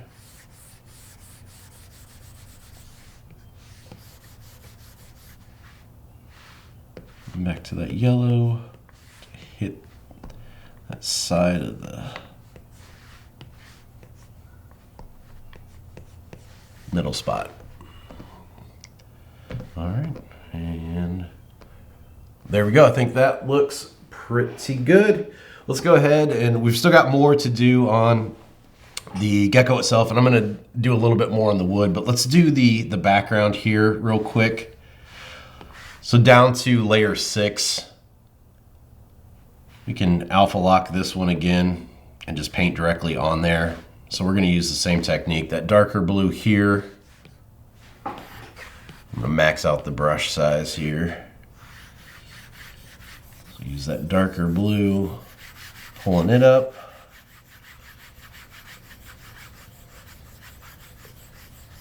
And then back in with the white on top. Fading that down. Might even have a little hint of yellow coming in here too, so that yellow there. Pulling just a little bit of that and see what that does. think that makes it look pretty interesting there. And then I'm also going to come in, let's see, just using this blue and then dropping it down to almost like a blackish color. Go in and just darken up the bottom a little bit more. There's a little bit more variance here.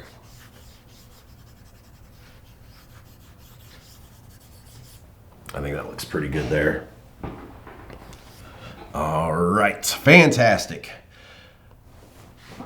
One more thing too, we talked about not adding that belly part in there, but we do need to add the dots in around the head. So going back to layer 2 and making a new layer here, and then getting that yellow color. I don't know if that's the yellow, I think that's the yellow we used. We can just do this with the color blocking brush again. Can add in some of those dots around one more time. Once again, since these are underneath the shadow and highlight layers, they're gonna automatically add those shadows and highlights over top. So that's already done for us.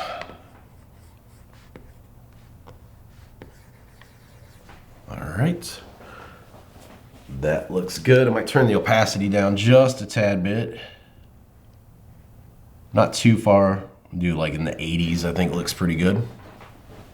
Okay. Next up, I want to come in, I want to add a rim light around here, and then once that's in there, we're going to kind of finish up the overall highlights and shadows that we're going to bring in to kind of finish the piece here. So let's go ahead then and on layer 11, let's make a new layer on top of there, and we'll set that as clipping mask as well. Then with this, we'll go with that soft render again. I'm just going to go around the edges here now. The soft render and add in this rim light around the sides. It's going to make everything pop. And using my eraser to come back and pull out if I go up too far. Like I said, very back and forth process.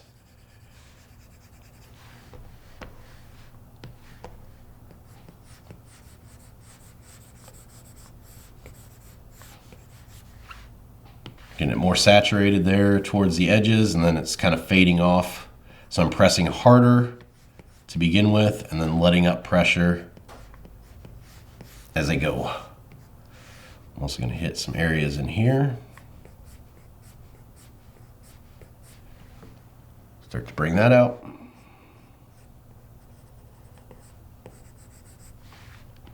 Using the eraser then to pull it back so it doesn't go outside of that area.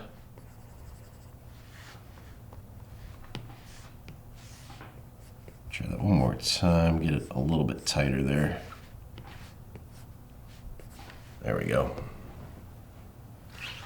Okay. Continuing on here.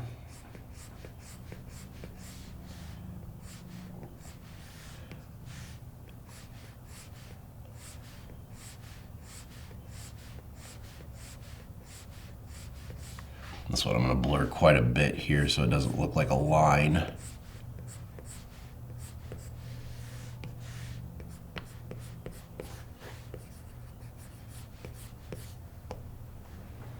Pull it out so we can see where we're at.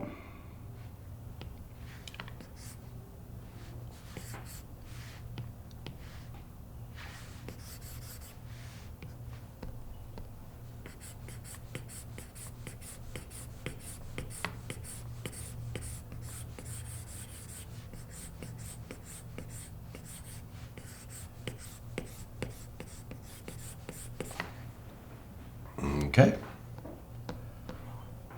Continuing here to the fingers.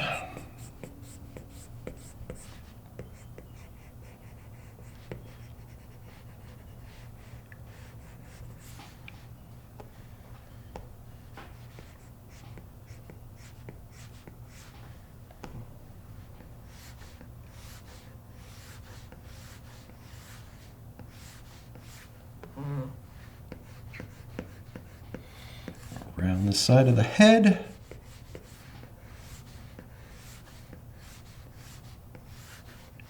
I have this taper in just a little bit towards the center there.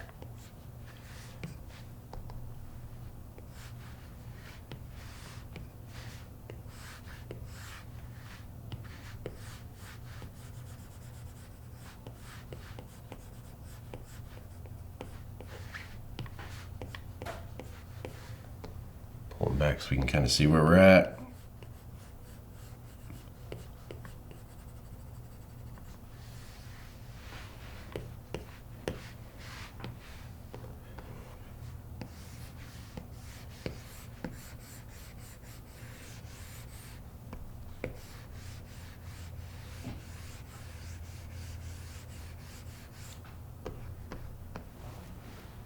Looks good.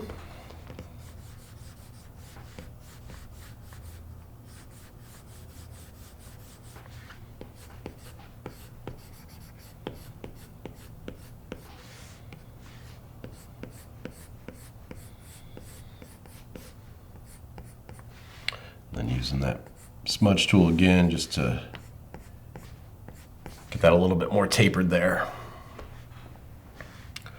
All right, finally around here, which I'm going to come in here on layer 2 with the eraser now. I see this is coming out just a little bit wonky.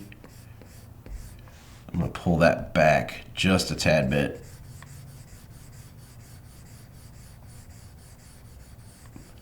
And since everything's clipped to this, it's going to erase everything else along with it. That's one of the nice things about clipping mask too. When we make changes like that, since it's clipped, that original bottom layer, it's just going to take care of that. All right, back up then to layer 23, our rim light.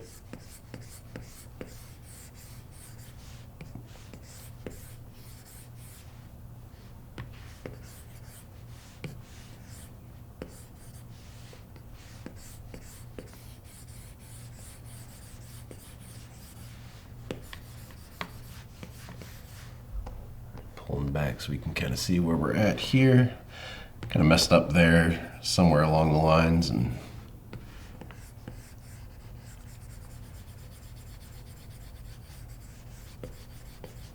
all right, there we go. And I think I'm going to continue this light around on the top of the mouth here. If I can get a small enough brush.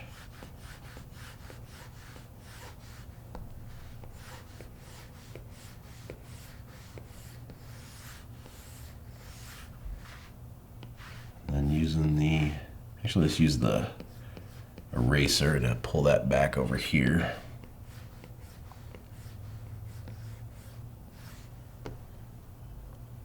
I think that looks pretty good. All right. And then staying on this rim light layer, I'm just going to go ahead and start to add in some highlights here using that same color that we're using. So we'll start to build out that 3D effect as well.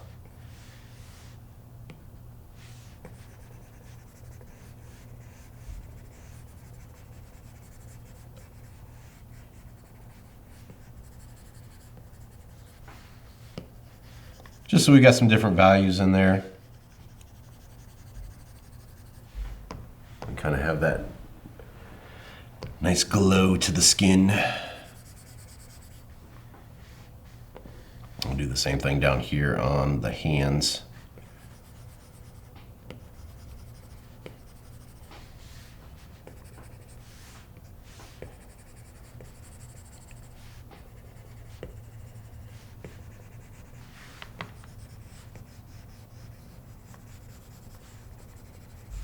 This looks a little wonky here too, so I think I might kind of pull that back just a tad bit with the eraser.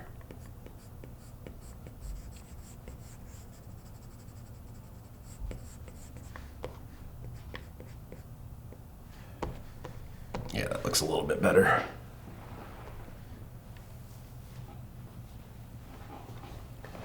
All right. looks good. Back up to our layers here, layer 2. I'm gonna make another new layer here, and we're gonna go back in one more time using this color and dropping it down again here.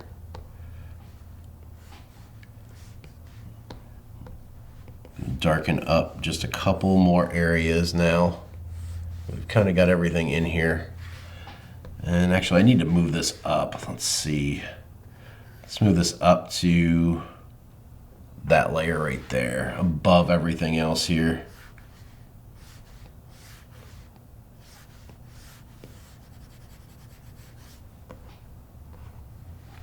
Now I'm going to drop the opacity of this down to about 44%. I think that looks good.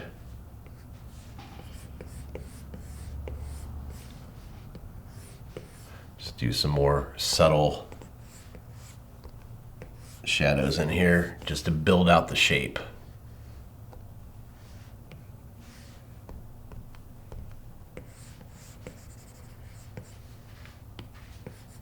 This is where I go back and forth and really kind of noodle the process. Just get everything exactly like I want it to look.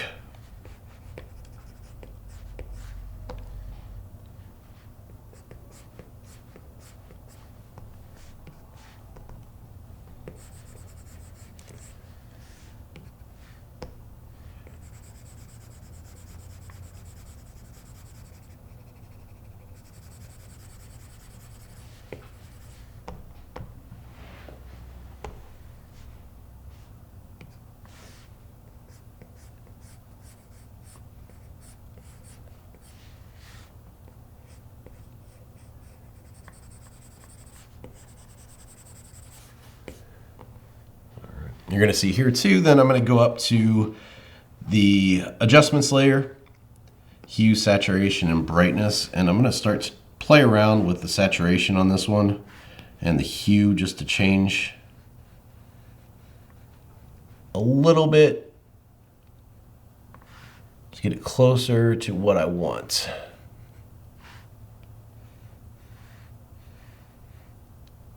I think having it more there gives a little bit better of a tone to it.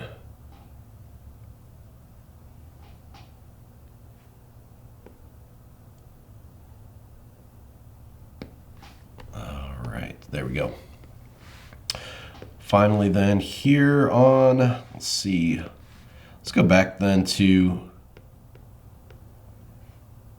layer 23. I'm going to work on this arm one more time just to get that to pop on that left-hand side. So using this bright yellow here and then the brainstorm sketch. Actually, let me make a new layer on top of this one so I can erase. I'll start to pull out this arm a little bit more.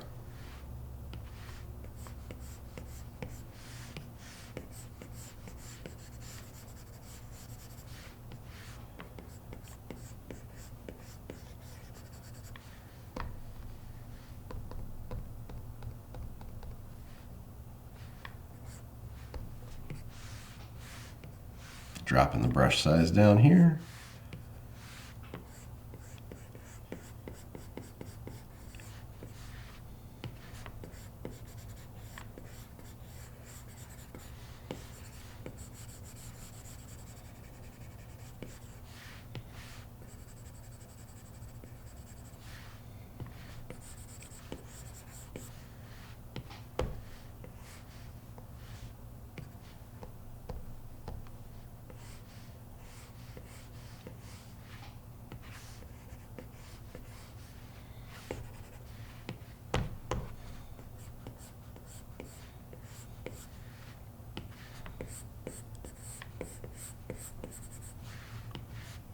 So just moving back and forth between the brush and the eraser and the smudge. This technique definitely does take a lot longer, but I really love the kind of outcome and the effects that you get out of this. It's well worth the time that you invest, I think.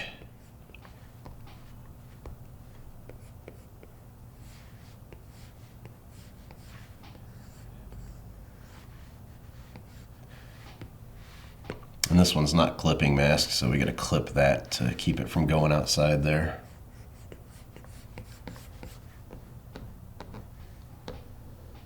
Looks good. On the same layer then, I'm gonna use that darker black color with the soft rendering. I'm gonna darken this up one more time here at the bottom.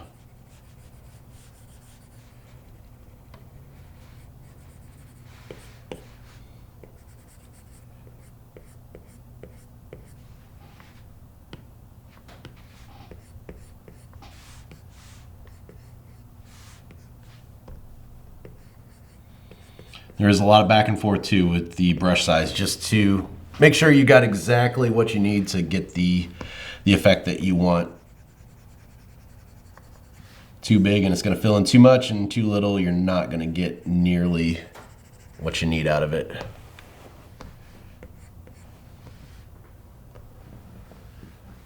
All right, I think that looks good. Finally then, I'm going to come into the background one more time here. And with that darker blue black, I'm going to use that fine grain brush just to add a little bit of texture here in the back. Once again, going really light. Don't want to go too dark. Just add in a little bit there.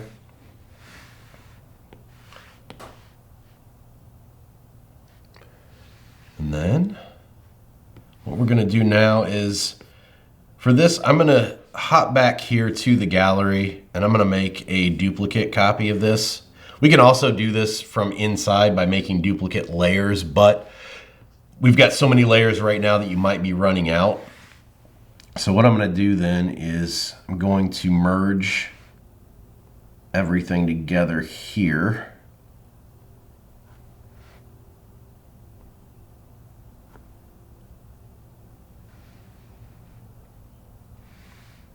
Just like that on the frog layer here. Before I finish this off, I noticed I took a little bit too much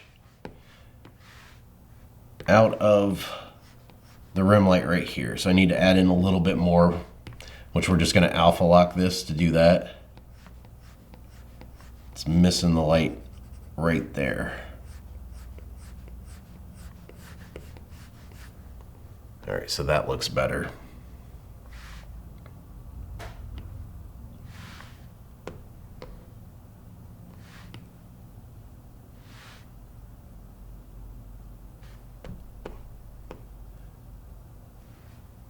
And actually, just noticed this. Let's hop back. I'm going to go back to my regular one here before I merged everything. I apologize. I want to add that rim light to the branch as well, and I just noticed I did not do that. So we're going to add that in. So we're going to make that new layer. We're going to bring it on top of all the branch layers here. We're going to hit that. That was what was missing. Something just looked a little flat there.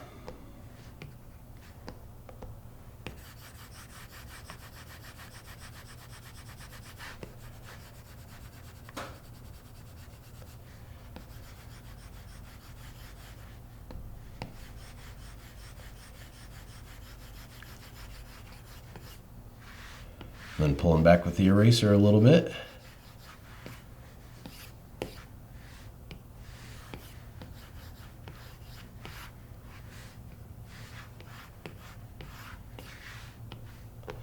I think we'll add in a little bit of that inside here too.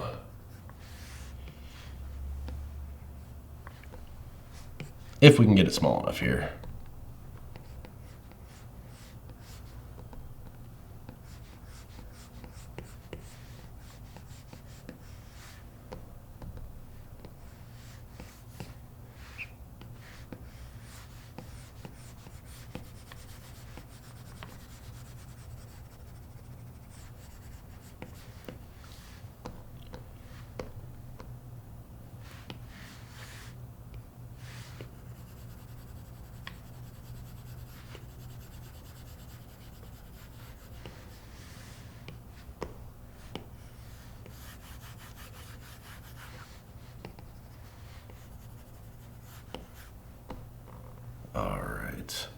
And of course here, I can go back in and fix that rim light again since we did that in the previous step.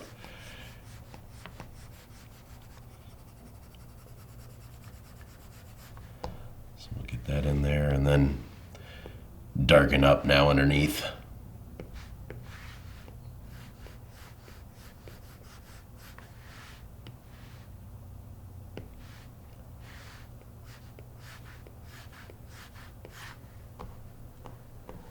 All right, there we go. Okay, so now we're gonna go back. We're gonna duplicate this.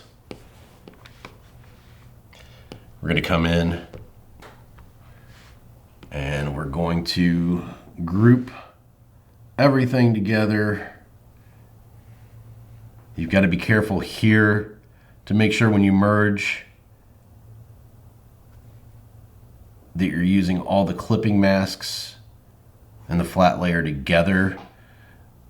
So when you do the merge, you don't lose anything because it's going to unclip if you happen to mess that up. All right. So now that we've got that, then I'm going to come up here with the entire thing selected. We're going to go to adjustments and we're going to go,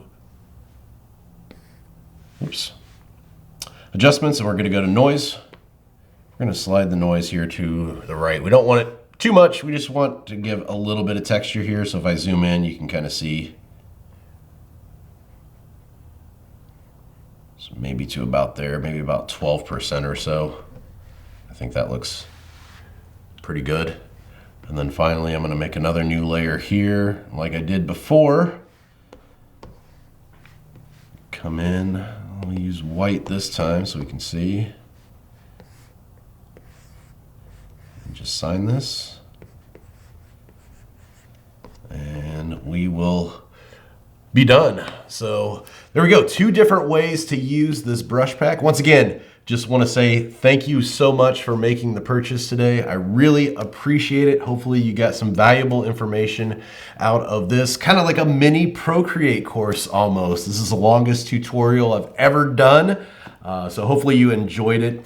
If you did, I've got other brush sets in the store too where you bought this from, so feel free to check those out. With the release of this one, I launched 2 other ones the same day. I've got an animal stamp pack that also comes with a ton of different textures and also color palettes. And then I also released a stamp pack for making retro cartoon characters. Very cool, kind of classic cartoon stuff, which also comes with a palette, and it also comes with a ton of retro textures as well. So a lot of different things there, and those all come with tutorials as well, not nearly as long as this one. So if you did get to the end of this, number 1, thanks, kudos to you. Thanks for hanging in there, and hopefully you enjoyed this long format. So that's it for me. I can also be found online, BeeJayDeL.com. I'm also on Instagram, Twitter, and sometimes TikTok at BeeJayDeL. And of course, here on YouTube where you're watching this video, if you haven't yet, check out more of my tutorials here. Just hundreds of different tutorials, hundreds of hours of content that's all free. So feel free to check that out as well. So that's it. Until next time, keep creating.